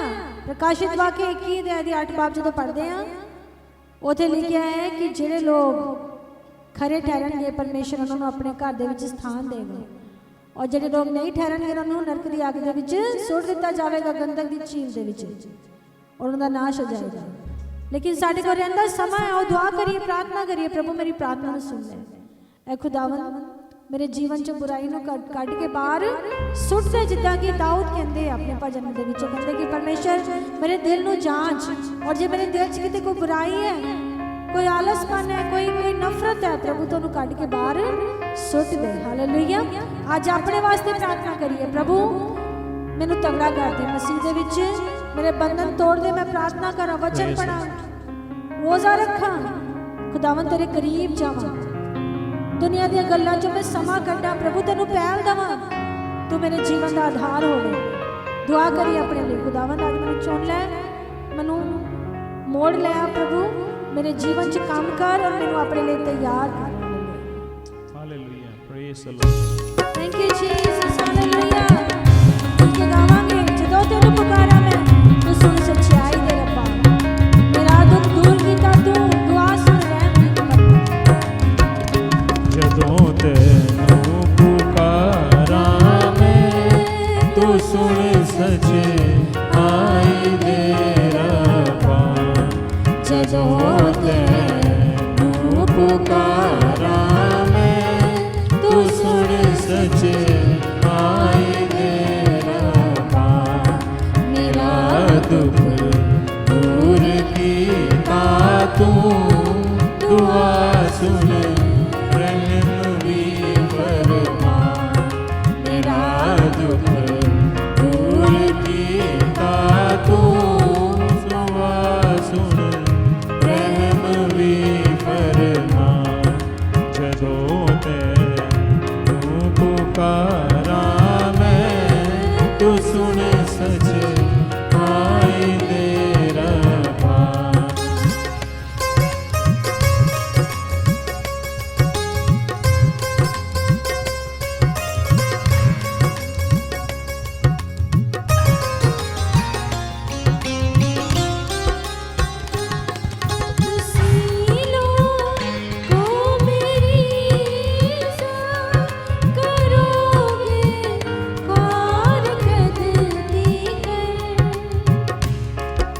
ਤੁਸੀਂ ਲੋਗੋ ਮੇਰੀ ਇੱਜ਼ਤ ਕਰੋਗੇ, ख्वार कद दीकर करोगे, ख्वार कद दीकर रखोगे, झूठ नू प्यारा चलोगे, झूठ दे राह पर चलोगे, झूठ नू प्यारा चलोगे, रब दे राह पर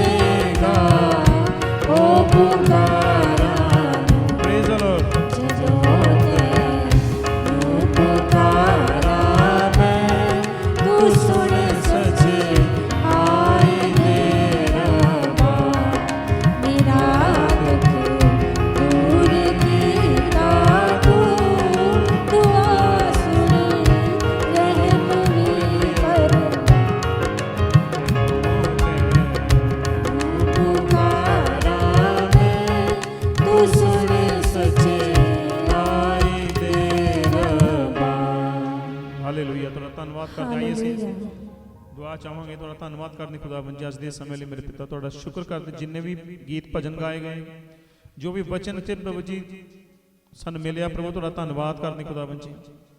ਸਾਰੀਆਂ ਬਰਕਤਾਂ ਲਈ ਤੁਹਾਡਾ ਧੰਨਵਾਦ ਕਰਦੇ ਹਾਂ, ਸ਼ੁਕਰ ਕਰਦੇ ਪ੍ਰਭੂ। ਔਰ ਮੈਂ ਦੁਆ ਕਰਦਾ ਜੇ ਅੱਜ ਕੋਈ ਜਗ੍ਹਾ ਤੇ ਬਿਮਾਰ ਹੈ ਪ੍ਰਭੂ ਜੀ, ਤੇ ਖੁਦਾਵੰਦ ਜੀ ਤੁਹਾਡਾ ਪਾਕ ਰੂਹ ਨੂੰ ਛੂ ਕੇ ਚੰਗਾਈ ਦੇਵੇ ਪ੍ਰਭੂ ਜੀ। ਤੁਹਾਡਾ ਧੰਨਵਾਦ ਕਰਦੇ ਹਾਂ ਇਸ ਔਖੇ ਸਮੇਂ ਦੇ ਵਿੱਚ ਪ੍ਰਭੂ ਜੀ, ਤੁਹਾਡਾ ਧੰਨਵਾਦ ਕਰਦੇ ਪਰ ਸਾਨੂੰ ਤੁਸੀਂ ਪ੍ਰਭੂ ਸੰਭਾਲਿਆ ਪ੍ਰਭੂ ਜੀ। ਤੁਹਾਡਾ ਧੰਨਵਾਦ ਕਰਦਾ, ਸ਼ੁਕਰ ਕਰਦਾ ਹੈ। ਆਉਣ ਵਾਲਾ ਸਾਰਾ ਹਫਤਾ ਪ੍ਰਭੂ ਸਾਨੂੰ ਤੁਸੀਂ ਬਚਾ ਕੇ ਰੱਖੋ ਸਾਰੀਆਂ ਭੈੜੀਆਂ ਗੱਲਾਂ ਤੋਂ ਖੁਦਾਵੰਦ ਜੀ, ਔਰ ਅਸੀਂ ਤੁਹਾਡੇ ਪ੍ਰੇਮ ਦੇ ਵਿੱਚ ਬਣੇ ਰਹੀਏ ਮੇਰੇ ਪਿਤਾ ਪਰਮੇਸ਼ਵਰ ਜੀ। ਤੁਹਾਡਾ ਧੰਨਵਾਦ ਕਰਦੇ ਹਾਂ, ਤੁਹਾਡਾ ਸ਼ੁਕਰ ਕਰਦੇ ਹਾਂ, ਔਰ ਇਸ ਛੋਟੀ ਦੁਆ ਨੂੰ ਖੁਦਾਵੰਦ ਪ੍ਰਭੂ ਯਿਸੂ ਮਸੀਹ ਦੇ ਪਾਕ ਨਾਮ ਚ ਮੰਗਦੇ ਹਾਂ, ਆਮੀਨ। ਸਭ ਨੂੰ ਜੈ ਮਸੀਹ ਦੀ। ਅਸੀਂ ਅਗਲੇ ਹਫ਼ਤੇ ਫਿਰ ਮਿਲਦੇ ਹਾਂ। ਜੈ ਮਸੀਹ ਦੀ ਜੀ।